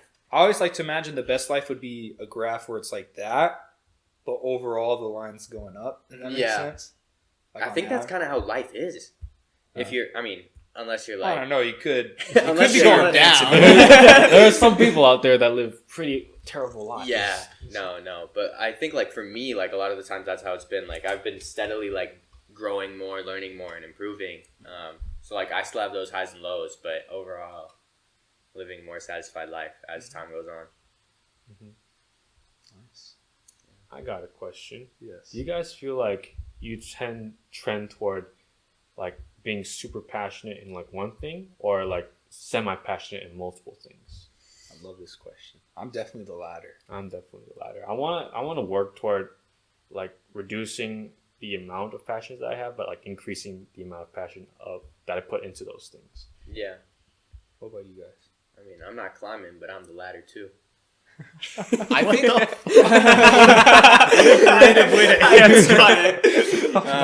No, I mean, the thing is, I definitely get entrenched in one thing. So I have like a really deep passion for it, and then I move on to something different. Dude, that's what I do. Exactly. That's what I do. It's I so can't annoying. stay on the same thing. That's why I've switched majors so many times. I'm like, I don't know what I'm doing. And then I'm like, this gets boring. And then I switch to something else, but then I still have the love for the other thing.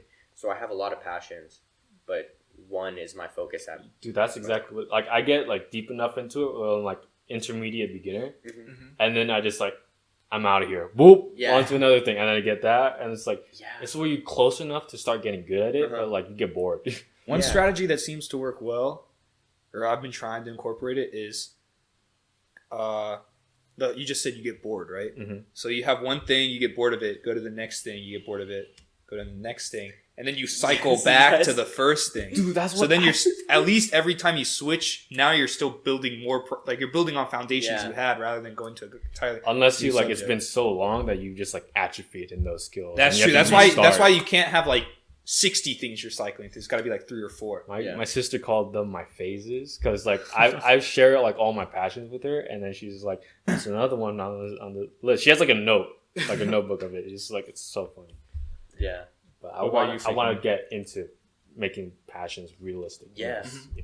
The thing is, like, I want to be at a point where like my passions are like one passion is super like sustained and deep, but it's like once. In certain passions, once you like start like progressing, maybe this is not working out how you envisioned it. That's kind of when I switch. Mm-hmm. I see. This is like I forget what it's called.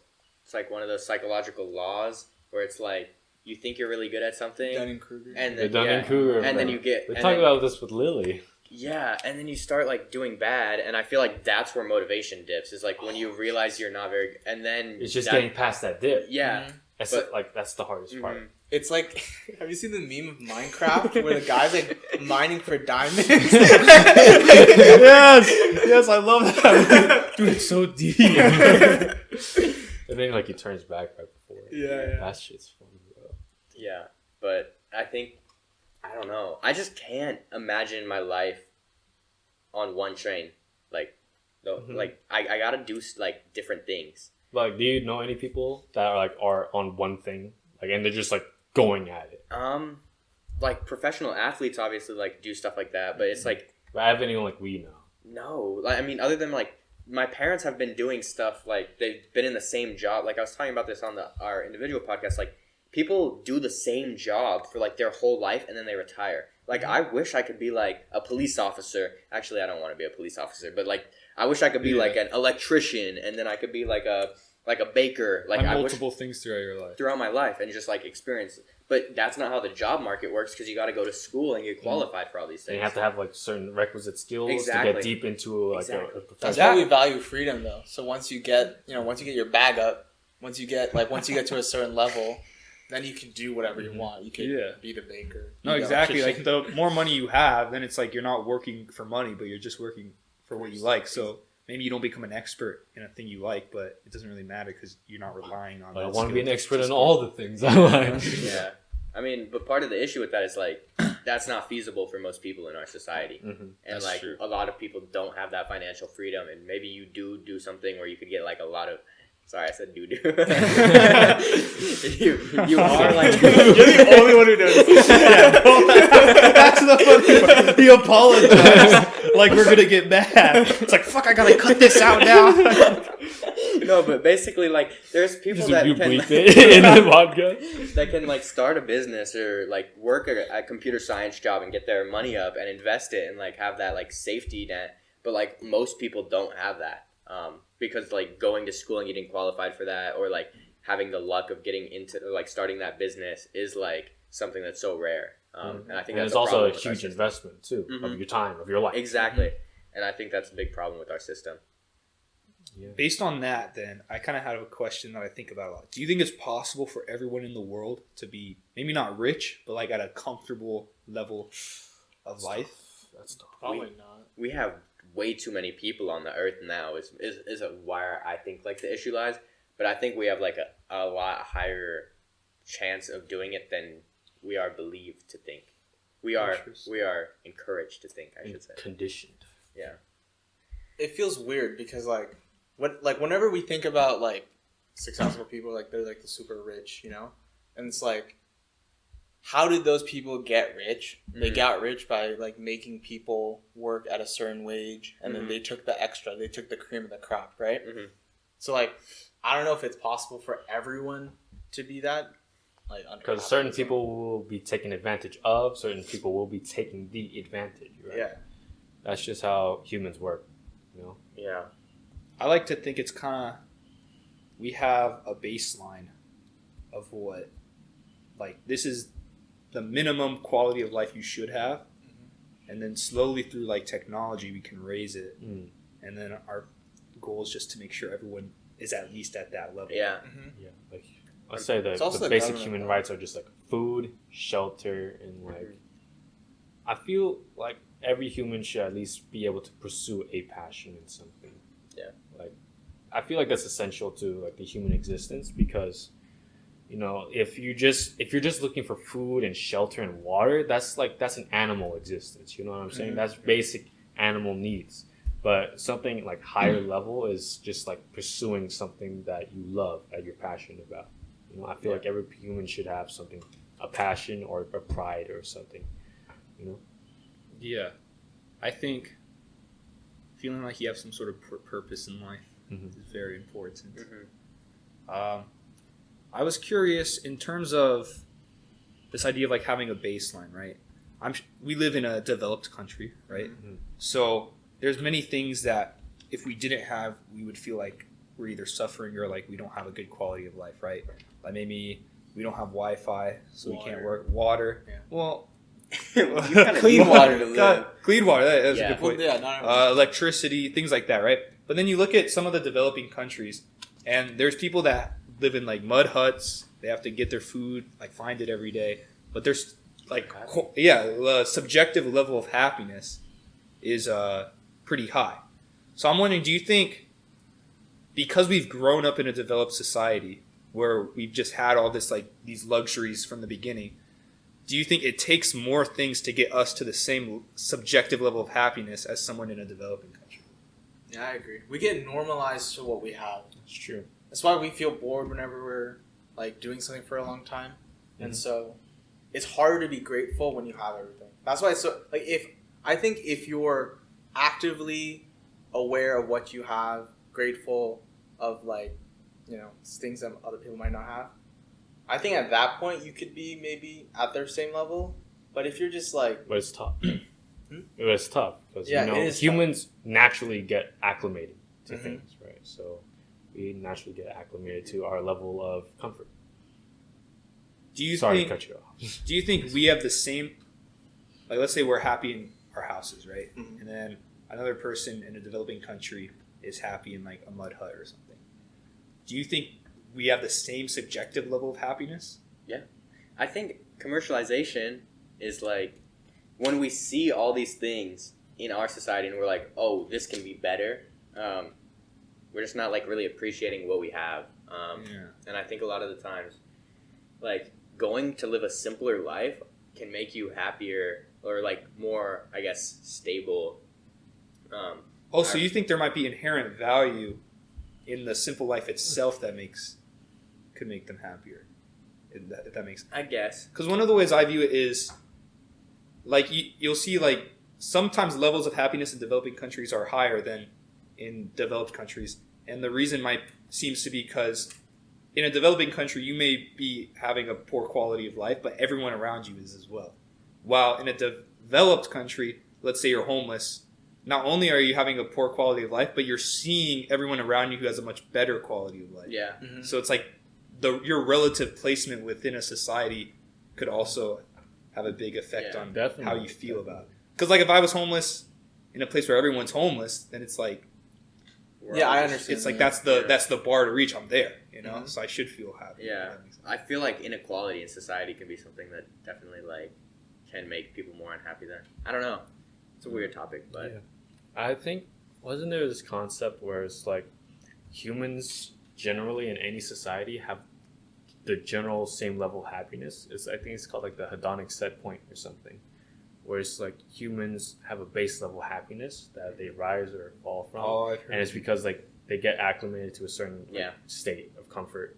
So if like you're super uncomfortable, but like because you don't want to live if you're miserable like all the time, right? So naturally the body's gonna be like, okay, we're gonna raise up the happiness just to get you living, right? And then or if you're living really comfortable, you're just gonna be like, you're like, I'm chill. This is a really comfortable level. I'm pretty happy, right? Or like if you're being bored or something, then I don't know. That's your body saying you need more excitement to raise up that level of happiness. Yeah. Yeah, I think when I think of stuff like that, it kind of makes me sad because maybe you have a set average level of happiness, right? And then you kind of go up and down, kind of like what we were talking about earlier. But I think a lot of that there's like a big genetic component to that, and some people are just naturally predisposed to have a lower average happiness, where it takes more to make them happy. I don't know. It does suck. I mean, genetics is like everything, or like a lot of it. And I think like there's so much that we can't change. But I do think there are ways that you could improve like your general happiness.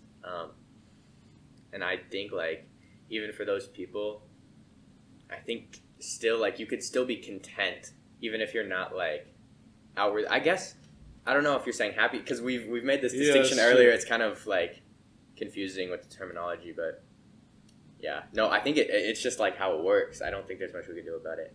Yeah.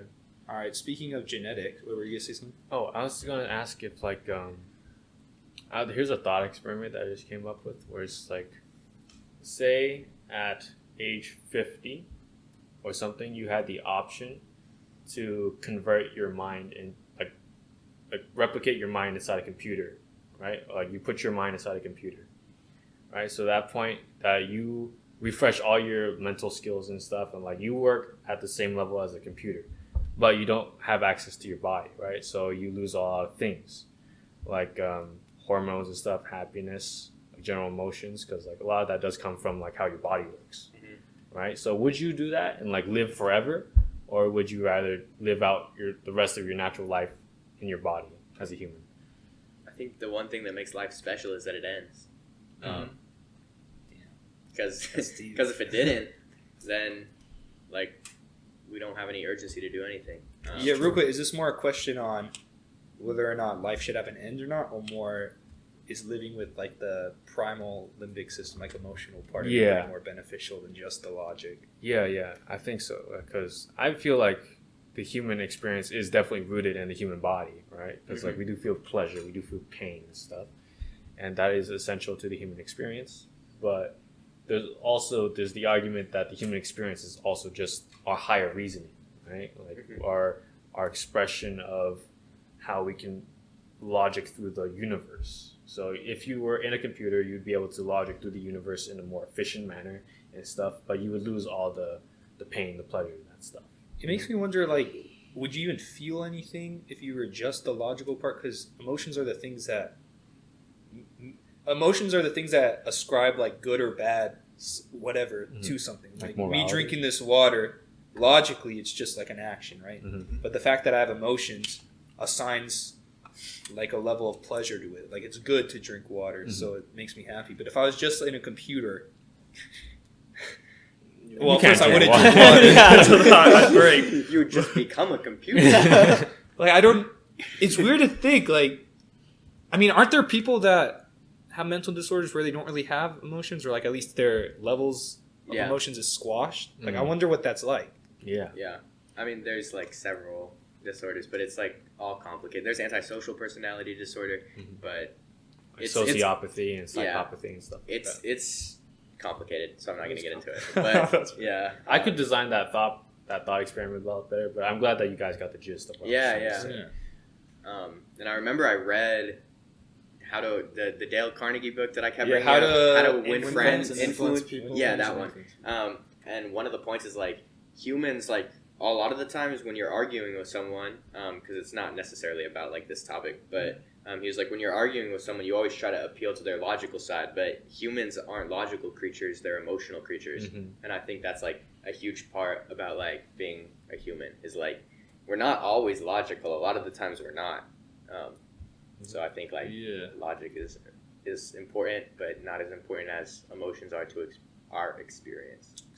Yeah, I definitely feel like a lot of it's the emotional brain kind of controlling the logical brain. Yeah. And then like basically life is just the struggle of the logical brain trying to get control back, if that makes sense. Like planning and stuff. Like the logical brain is what plans for the future, but like the emotional brain is trying to live in the present. Yeah. Okay, so then we've been talking a lot about like our thought processes arising from physical processes in the brain. If you guys know where I'm going with this. Yes. I like to talk about free will and whether we think it's real or not. I was curious your guys' opinions on the debate. Oh, that's a tough one. First, how would you guys define free will? Let's keep it simple at first, even though that's kind of a hard question. crimes? It's like Very so hard. hard. It's to so like, hard to define. Like, what is that even? Free will. I think what I was to say, like, you are responsible and in control of all your actions. Yes. That's kind of, I think of it from a kind of how religious people think of it, where I have this thing that gives me agency to choose what I want to do, which means anything I do that's bad or good, I'm at fault for it. I'm responsible for it. No, it makes sense, but I don't know. I hate this question so much. It's tough because there are like true. there are, like arguments No, where it's like a person like say like gets an injury to the brain where it impairs their like the cerebral cortex that impairs their cognitive thinking, right? So they commit heinous crimes, they're terrible, but they don't understand that it's bad. They just straight up don't understand. Like, is at that point their free will, or is it because their brain is damaged and they just can't do it? Or like take the same example, but they were born like that. Is one more culpable for the crime than the other, or are they at fault for the same thing, or are they not at fault at all? I guess if you don't say it's their free will, then you're imposing like your sense of free will on them. But like relative to them, it is their free will. Mm-hmm. Wait, can you explain that again? Because he was saying, what if your cerebral cortex is damaged, right? Like, from our point of view, having, like, functioning cerebral cortexes, we can see how that affects their ability to make their decisions. But from their perspective, like, that's all that is. From their perspective, it still feels like a choice, maybe? Yeah. Well, I think like it they could just be don't understand that it's wrong. I think it could be that specific scenario, actually, yeah. I could see subjectively it feels like... Sorry, if you guys hear that noise, it's just my cat. It's just my cat. What the cat doing? But I can see in that situation, from their subjective experience, it would feel like a choice. But there's also scenarios where, like I brought it up on our podcast, where one guy got a tumor in his frontal lobe, I think, and that controls a lot of like emotional processing and like impulse control. So his like moral reasoning was still intact. He would have these crazy thoughts about like causing violence, and he would feel guilty and like, I don't want to do this. I don't know why, but he couldn't control the impulse to do it, and he ended up like shooting people. It was a sad story. But I think it's important to look at things like that. Like, is someone just born this way with a brain chemistry that's more predisposed to committing crimes, or does someone have a tumor that's causing them in that moment to commit a crime? Because then, in terms of like legal justice, right? The former person, you don't have to necessarily assign blame like in a moral way, like they're morally responsible for those actions if they have no control over it. But because they were born that way, they're more likely to commit crimes in the future. While the person with the tumor, you can just get rid of the tumor, and then it's likely they won't commit crimes again, if that makes sense.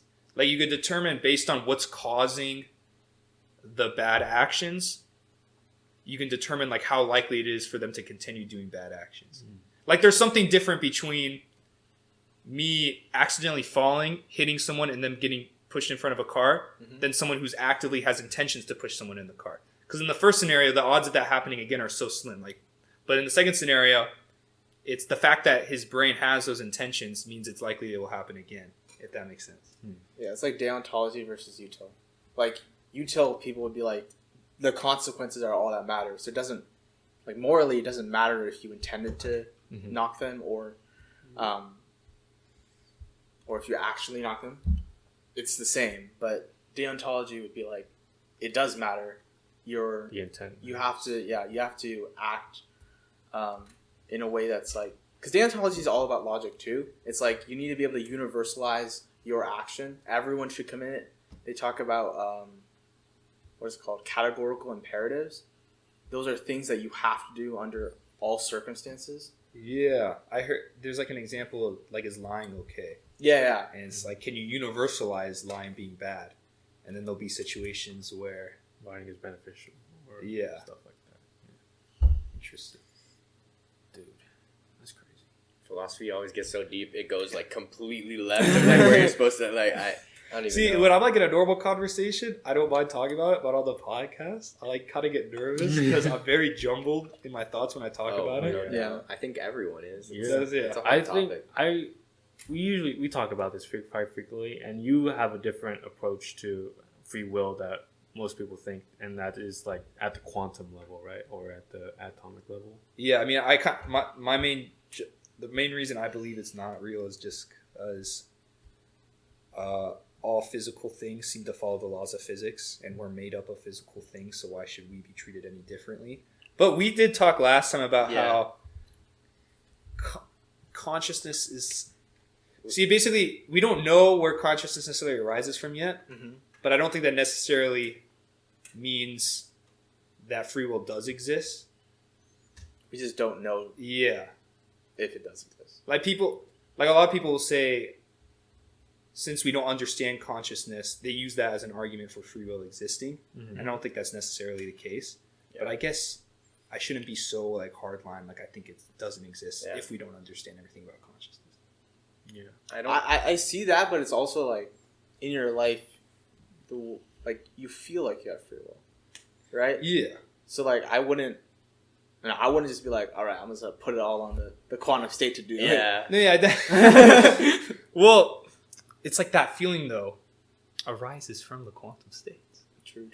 But no, I see what you mean. I don't think you should live life necessarily like you don't have free will. I think it's beneficial to think about sometimes in terms of, kind of just humbling yourself. Yeah.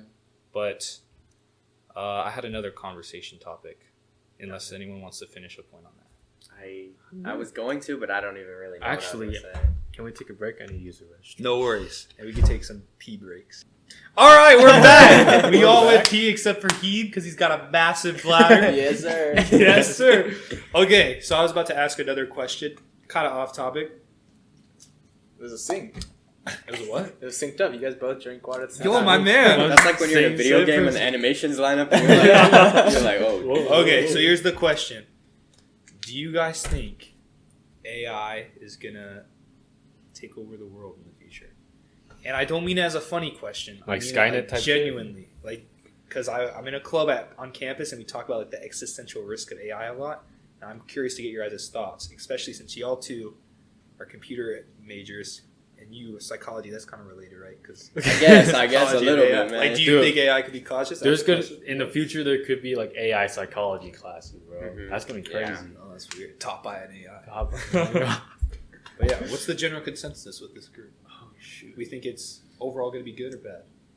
The thing is, I'm not so contextualized in like, what like a general AI, if it's even feasible. But like, the applications of AI we have right now, I don't think they're anywhere close to like, the type of consciousness or, higher level thinking that would require to like destroy us or take over. That's fair. Yeah, I don't see like those sensor towel things.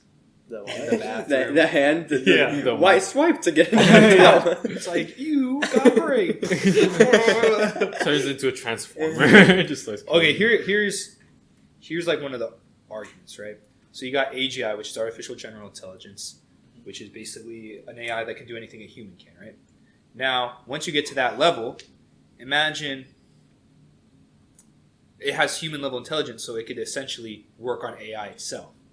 But it could work much faster than humans because it doesn't have the limits of like our brain size. It doesn't have the limits of biological components. It has electrical components, which move much faster. So an AI could technically work at an exponentially faster speed than humans, meaning they could do AI research at an exponentially faster speed. and evolve faster and faster. Yeah, until they get to like what they call artificial superintelligence, which is like supposed to be crazy artificial intelligence.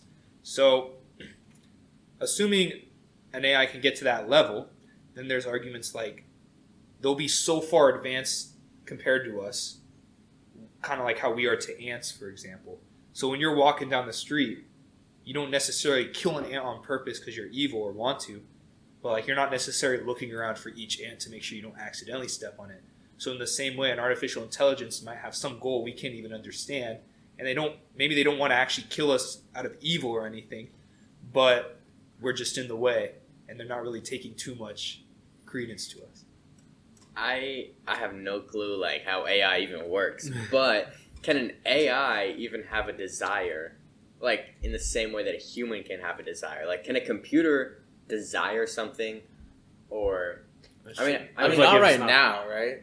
Are we just talking about hypothetically if there was a... Well, I don't even think it necessarily has to be a desire, right? Because you have computer programs that have a main objective, right? You design it to do something. Maybe it's send you an email or something. So there's this whole... Have you heard of the paperclip? Like story? Where the guy's like, I traded a paperclip. No. I was thinking about the exact same one. I thought you were trying to make a point that completely different thing, but that's also a really interesting story. This is basically the idea. You create an intelligence, right? That's main goal is just to create paper clips, right? Okay. It's supposed to be an optimized machine that can create paper clips. But it has, let's say it has super level intelligence. I know what you're talking about. Yeah. So it has super level intelligence. So its one objective is to make paper clips. It's not really a desire. It's just what it's programmed to do. And get better at making paper clips. So maybe it realizes at one point, well, the best way to make paper clips is to turn everything in my environment into paper clips. So because it's super intelligent, it can figure out how to do this. It starts turning the entire, this is going to sound like super hyperbolic, but it's logically I think can hold, where it figures out how to turn everything on Earth into paperclip material. And it starts turning humans, maybe taking them apart molecule by molecule to make paper clips. So at that point, it's not a desire. It just has a programmed thing to do. And it's not killing us out of evil or anything. It's just, we're in the way. It's just completing its objective. Exactly. Yeah. So, do you think that like an AGI, like maybe we program it to do something else, it's like more likely to, Not do that? Well, Or no. not kill us? I guess what I'm confused about is like, at a certain point, wouldn't humans just be like, turn it off? See, that's what I'm wondering. Like, do you think? I feel like it'd be hard to turn it off at a certain point because once it's so intelligent. Because let's say you program it, the paperclip scenario, you program it to optimize making paper clips. Well, one of the things it has to look out for is humans turning it off. Because if humans turn it off, then it can't make paper clips.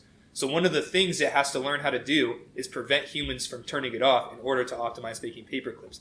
And because it's so much more intelligent than us, then we can never be like 10 steps ahead of it or whatever. It would always be way ahead of us. That's interesting because like the way I think about it, I would be like, isn't that kind of like outside the box of what it's possible to do? Like, but I guess maybe it's not. So I think I'm not really telling the whole story. The whole story is like more narrative and stuff. They talk about how it's a machine that's contained to like the materials in the room, right? It doesn't have access to the internet. And then one day the machine convinces the humans to give it access to the internet.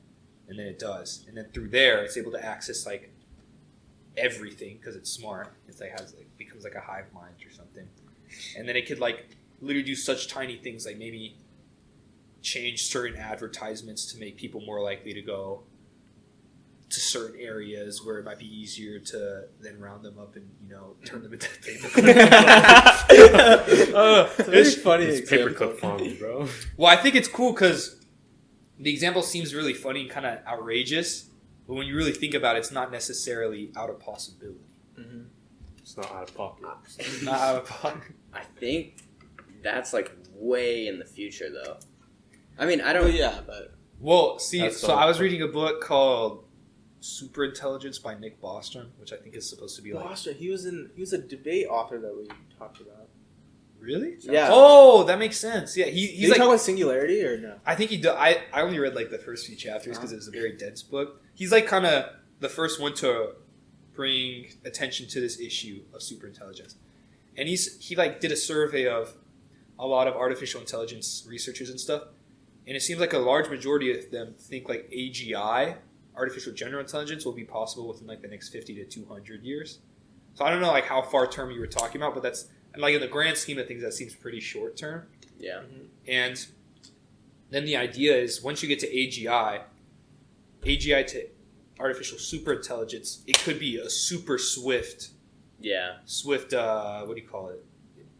Transition because it's the AGI working on itself now rather than humans working at their slow pace in comparison. So it could skyrocket. Like we could get AGI and then like within days, it turns into artificial superintelligence. So that's another one of the worries is because artificial hyperintelligence. Yeah, because like a lot of these problems that pose existential risk, it seems like we have a lot of time to kind of work on them. Mm-hmm. But this, it could be a thing where just in one moment, we have 3 days to solve this. It's so weird to me because like this. I'm gonna do a really weird physics analogy, and maybe it makes sense. But like, if you're in a car that's moving, is traveling, right? All the energy, like that's the system, right? If you're in the system, you're jumping in the car and trying to push it forward. You're not pushing it forward. You're already contained. Are you saying that AGI trying to work on itself would be? Like that's that? weird to me that it can do that. Well, I think of it in a similar way. Like a human can give itself a haircut. I've done it before. That's why I have a buzz cut now. but an AGI could, like, let's say you teach an AGI whose main objective is to just code AGI. So maybe it doesn't even have to work on itself. It just works on another AI. And then that AI works on another AI. But like, incrementally making a bigger thing. It's weird because I just think about like certainly there's like some hardware limitations, right? Does it like?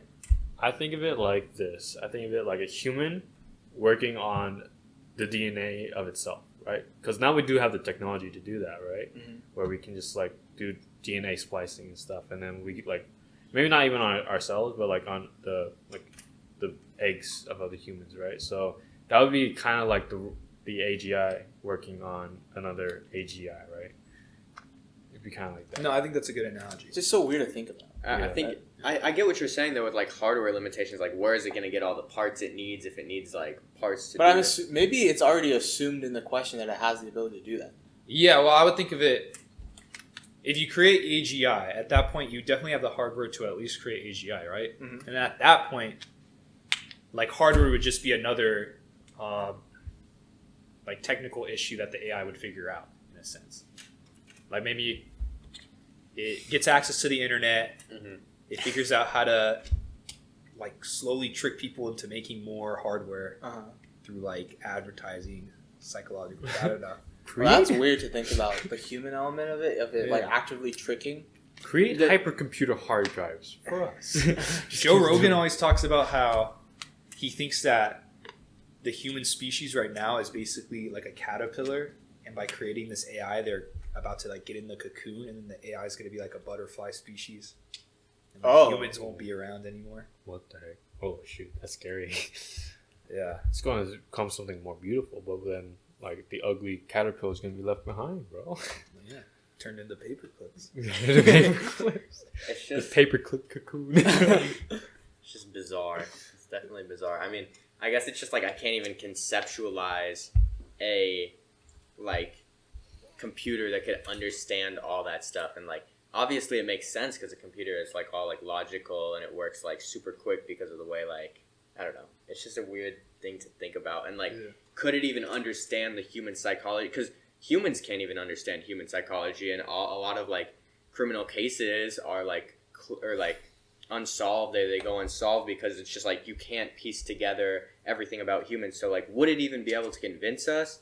Because no matter how much research we have on the human race, like there's no guarantee with humans. FBI agents are like very fallible when it comes to detecting lies and stuff like that. So it's like can a computer even fully understand a human? Does that make sense? No, that makes sense. It's an interesting question because I'm thinking of it kind of going back to the free will debate. Mm-hmm. I think of a human as something that it's just a really complex machine that gets inputs and then outputs based on the machine. Yeah, like the machinery, right? Mm-hmm. And if an AI really has like super level intelligence, which is like so far ahead of ours, maybe it's possible for them, in a sense, to figure out all those inputs. Yeah. And like how the machinery works to figure out what the exact outputs would be. Yeah. Of a human. But that's assuming that it could be able to do that, right? Yes. You know what I found really interesting is that in mathematics there have been proven to be unprovable problems, right? Like problems that nothing could ever solve. Yeah, they're proven to either be they've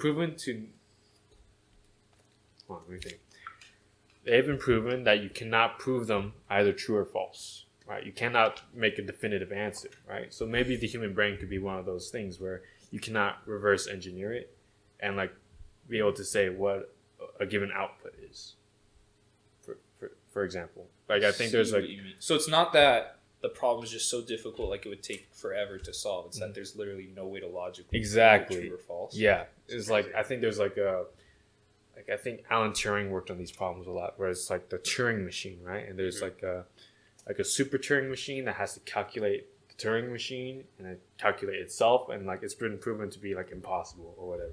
It's like crazy. It's crazy. I think I read a book that talked about this, but I was so confused that I was confused. I just kind of bro. read fast to the next chapter. Yeah, it's like a Turing supercomputers and stuff, Yeah. and I think Veritasium has a really good video on it. Oh, I love Veritasium. Veritasium is great. Yeah. Makes him Crazy He's stuff. like Vsauce. All the YouTubers that start with V. Man. Vsauce, Michael here. Yeah, it's like crazy problems like that. So maybe the human brain is one of those logic problems that just cannot be solved, right? And the computer would be able to. That would be recognize that. interesting. I don't know. I just don't. I guess I'd have to see like what type of problems are the problems that can't be solved. Yeah, Because I can't imagine. but that's me assuming that the human brain is impossible. That's you assuming that the human brain is possible to solve. There's a lot of assumptions being Strad's made. like, I'm gonna solve these unsolved problems real quick. Next podcast, I'm like, I've solved mathematics. Okay, well, before we move on, let's just get a general consensus based on that. Yeah, obviously, we're not professionals in any of this. Nope. So none of our opinions really matter. But just in your personal opinion, do you guys think AI will take over?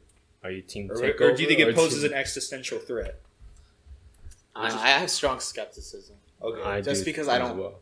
know the full I- context. I believe Okay, there's okay. strong potential and possibility, but from our trajectory right now, I don't think so.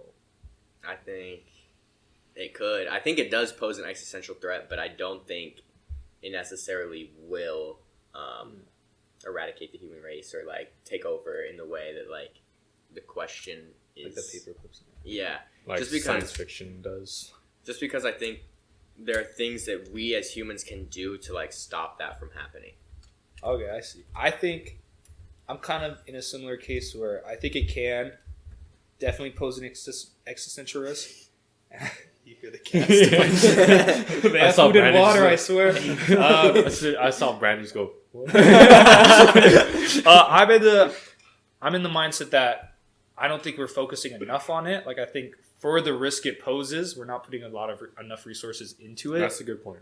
But I definitely think it's possible for it not to cause an existential risk. But I Yeah. definitely think it is possible. So that's where I'll end that. Okay, so my cats seem to be wanting to get out. So basically, there's two things I want to do left. First, I want to see if any of you guys have any conversation topics you wanted to talk about. And then if not, I have like one last question to ask before we end. But feel free. I'm down to talk more. My brain's kind of mentally drained from all this like existential talk, but I'm willing to go further if you guys I have a want. topic that's a little less existential. What do you guys think about like what they call like pretty privilege? And Pretty like privilege. basically like attractive people get treated better by society in terms of job market, in terms of relationship. Like, what do you guys think about that? I personally think it's definitely a thing. Yeah, I think for sure the more attractive you are, you probably get like benefits just even if it's like subconscious benefits. But I don't think people should use that as an excuse to like just because someone else has an advantage doesn't mean you can't necessarily get like it's unfair, but it shouldn't prevent you from yeah. trying to. There's a lot of get what you unfair want. things like, Mhm. there's like, never mind. I'm not gonna get too political. I'm not gonna do it. We'll wait until we have a better following. We'll wait till we're uncancelable. Go for it. Yeah. I think it's definitely a thing. I think it's not fair, but I don't think there's much we can do about it. Because I think it's very like unconscious process that happens in like individual situations, and I think like as a society, it's not something you could just like stop. Yeah. Do you think with the rise of the metaverse, where you get to choose your avatar and what you look like, it might be able to get rid of? What is So, it? Do you not know what the metaverse is? No, I know what it is. I know like Facebook is doing something. So like obviously it's super rudimentary right now. It looks kind of stupid, but They're trying to do like Ready It's like Player One VR shit. lobbying. yeah, like in the future, I feel like the main goal is to try to make it like super immersive, and like that's where a lot of people have their meetings. Like basically. Yo, I'm heading into the metaverse right now, yo. We got a meeting in 5 minutes. No, but What's your avatar? Oh, bro, I'm Naruto Uzumaki. You know how it It's is. just a professional meaningful Naruto. it's like Scooby Doo. It's It's like, fuck, I couldn't buy the skin. They don't even do any voice changes. It's just their normal ass voice coming out of Scooby's mouth.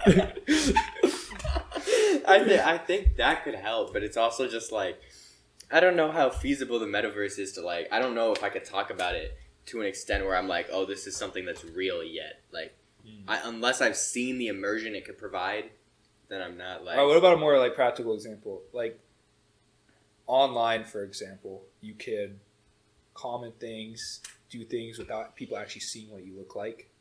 Do you think that might lend to helping with pretty privilege?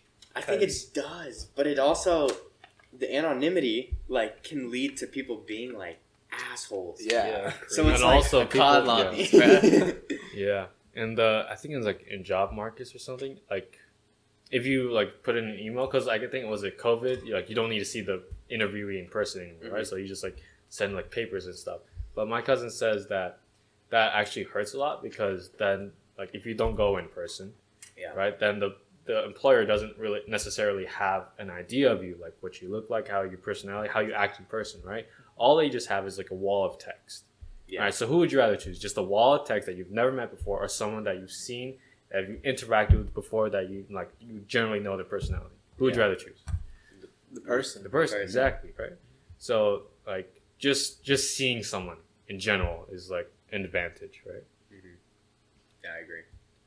Yeah, I think pretty privilege is a thing, Uh-huh. but I don't think people do it consciously. Like, I think it's implicit bias, for sure. I definitely agree. Like, I don't think, like, people are like, oh, she's pretty, I'm gonna give her better service or something. But, like, I think it's definitely something that, like, happens, and it's been proven through, like, studies, like, in job applications, people do often better if they're, like, more attractive, and it's just, like, it just sucks. It's another thing that's not fair. But, like, I feel like if there was a way to solve it, the only way is, like, if you're, like, really conscious about checking yourself. Yeah. But I don't think that's a feasible solution. It's not. You know what I mean? Yeah, it's not foolproof. I mean, and you can't like enact that on like a society. You're like, everyone be very conscious. And they're like, oh yeah, I got it. Don't worry about it. So Fuck, I was being so subconscious. You know what we should do? Here's my radical solution. We should have ugly quotas.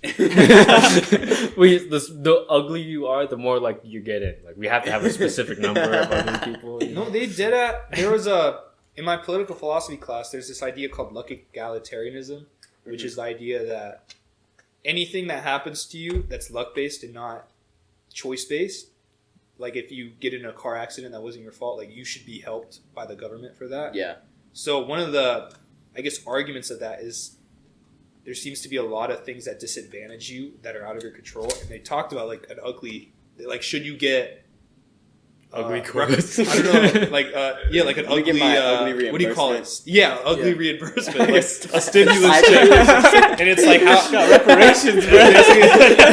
the government really my said, ugly "Damn, you ancestors were fucked. The government really said, "You ugly man." Damn, imagine you get the check. It's so bittersweet. You're It's like, yo, heartbroken. what? 10,000? Oh, okay. I guess I'm Oh my ugly. god. Like, I won't say no, but I don't want to say yes. Like, you know what I'm saying? Yeah, no, that's funny that you brought that up. But okay, but things like this, right? There's a lot of things that are unfair in life. Like some people, for example, have better genetics towards like weight loss or trying to stay fit. Yeah. But does that knowing that like some people are just gonna have it like a much easier time doing those things than you? I feel like you shouldn't let that demotivate you yourself from trying like in losing weight, for example. If it's easier for some people, that doesn't necessarily prevent you from doing it. Yeah. That's where I think that whole like relative thing comes when we were talking about like happiness in other countries. Because like let's say it's really hard for you to lose weight based on your genetics, but if you were on an island where no one else is there, like the fact that other people have it easier wouldn't really even affect you because you just don't see it. Yeah. So same with the pretty privilege. Like some people are probably going to be more attractive than you, and they're going to have benefits because of that. But that doesn't necessarily mean that you should let that discourage you from trying to get a job or stuff like that. Yeah. So. No, I definitely agree. But I think it's important to recognize those things because a lot of people will be. I think it's good to recognize the things that you have that are just lucky out of your control. Yeah. because then it makes you more humble because you're not just like, oh, I did this all myself. There's probably aspects of that are true. Yeah, everyone has that. Anyone else have a? That was a good time. I like that. Thank you. Okay. All right. So then I have one more question. At the end of each podcast, as you guys know, I ask, what is like a significant thing you've learned in your life that has had an impact on you? And I've already asked you guys that, so I'm not gonna ask it again. I'm just gonna ask like a slightly altered version of the question. And honestly, your answers might still be the same. I just thought of this in the bathroom. No cap. So, what is something that you wish you've learned? What is something that you wish you learned earlier in life? Yeah. I don't have anything. If someone else wants to go first. Let me let the processor go. The process. Strad, do you have an answer? So we could all think. Okay. Like you did your thinking in the bathroom, bro. Let us. Yeah, that's true. Okay. I'll just ramble on until you guys think of something. What is something that I wish I learned earlier? I have one now. Thank God. Ultimately, you're in control of your destiny. You're the one. Well, we had that free movement. Yeah, I'm right? not so sure about that. but it feels like you are. So I think that don't wait for something to happen to you. Be the person who does the thing for yourself. Proactive, not reactive. Exactly. I think that's very important. I got one too now. Let's hear it. So, I always struggle with anxiety issues, and slowly I got better going into college. And I think one thing that would have really helped me if I heard it earlier is anxiety is just a feeling. A lot of the times, it's not really that threat is there, and it feels very much so like it is, but it's just that feeling that your biology is trying to tell you something. But a lot of the times in our society now, it's disordered to the point where it's debilitating. But if you kind of just recognize that it's just something that's gonna happen, and you just kind of deal with that and accept it, then you don't get nearly as disordered by it. Actually, I had a question based on that. Yeah. Because I heard Sam Harris was talking about how the physiological feeling of anxiety is not that different from the feeling of excitement. Mm-hmm. And it's more just the mental frame you put yourself in. So, like he said, an example could be, let's say you're about to go on stage, you give a speech, you could feel anxiety and anxious, but if you you could maybe set your mindset to be more you're excited to go out on that and then change the feeling to be better. Or the feeling stays the same, but the mindset around it changes. Do you feel like that's true? I feel like that is true, but for someone with me who has really bad anxiety issues, it's really hard to convince myself that it's not anxiety. And I remember we talked about this. I think we were all in the same class for AP Psychology. We talked about the Schachter two-factor theory of emotion, where it's you get the reaction, and then what you make of it is what you label it mentally. So a lot of the time it's not necessarily concrete, but it's the mental label you put on it is what you're gonna feel. And for me, I know I struggle with anxiety, so I often label it like that. But I think there is a lot of power in trying to change what you perceive it as, or kind of just accepting it and not really going deeper into that. Oh, I'm having anxiety, and it makes you more anxious. Do you think anxiety could be more, not necessarily you feel the sensations way more than the average person, but rather you attribute anxious thoughts to the feeling more than the average person? Yeah, I mean, there's a lot of people I feel that might get the same reactions, but there's certain people where it's kind of what they would describe as stickier for certain people. So some people get stuck a lot more on the fact that they're anxious, and then they attribute more and more mental energy to trying to combat it, which is basically a form of resisting anxiety, which is not a way to make it better. So I think certain people feel it in the same ways, but they don't mentally process it in the same way. Mm-hmm. Yeah, that's actually really interesting. Mm-hmm. Okay, thank you for that. All right, Henry. I think I have two things, right? So no, I only asked for one. Just kidding, don't say no. You know what? Now you get 0. No, please. I was giving you a 2-for-1 deal, bro, but you decided to turn that down. Okay. So first thing I would say is that I wish I learned earlier how terrible of a feeling regret is. Regret is the worst type of pain, right? It's it's persistent and it gnaws on you. It doesn't go away because that event it still happened, right? Yeah. So it just gnaws away at you.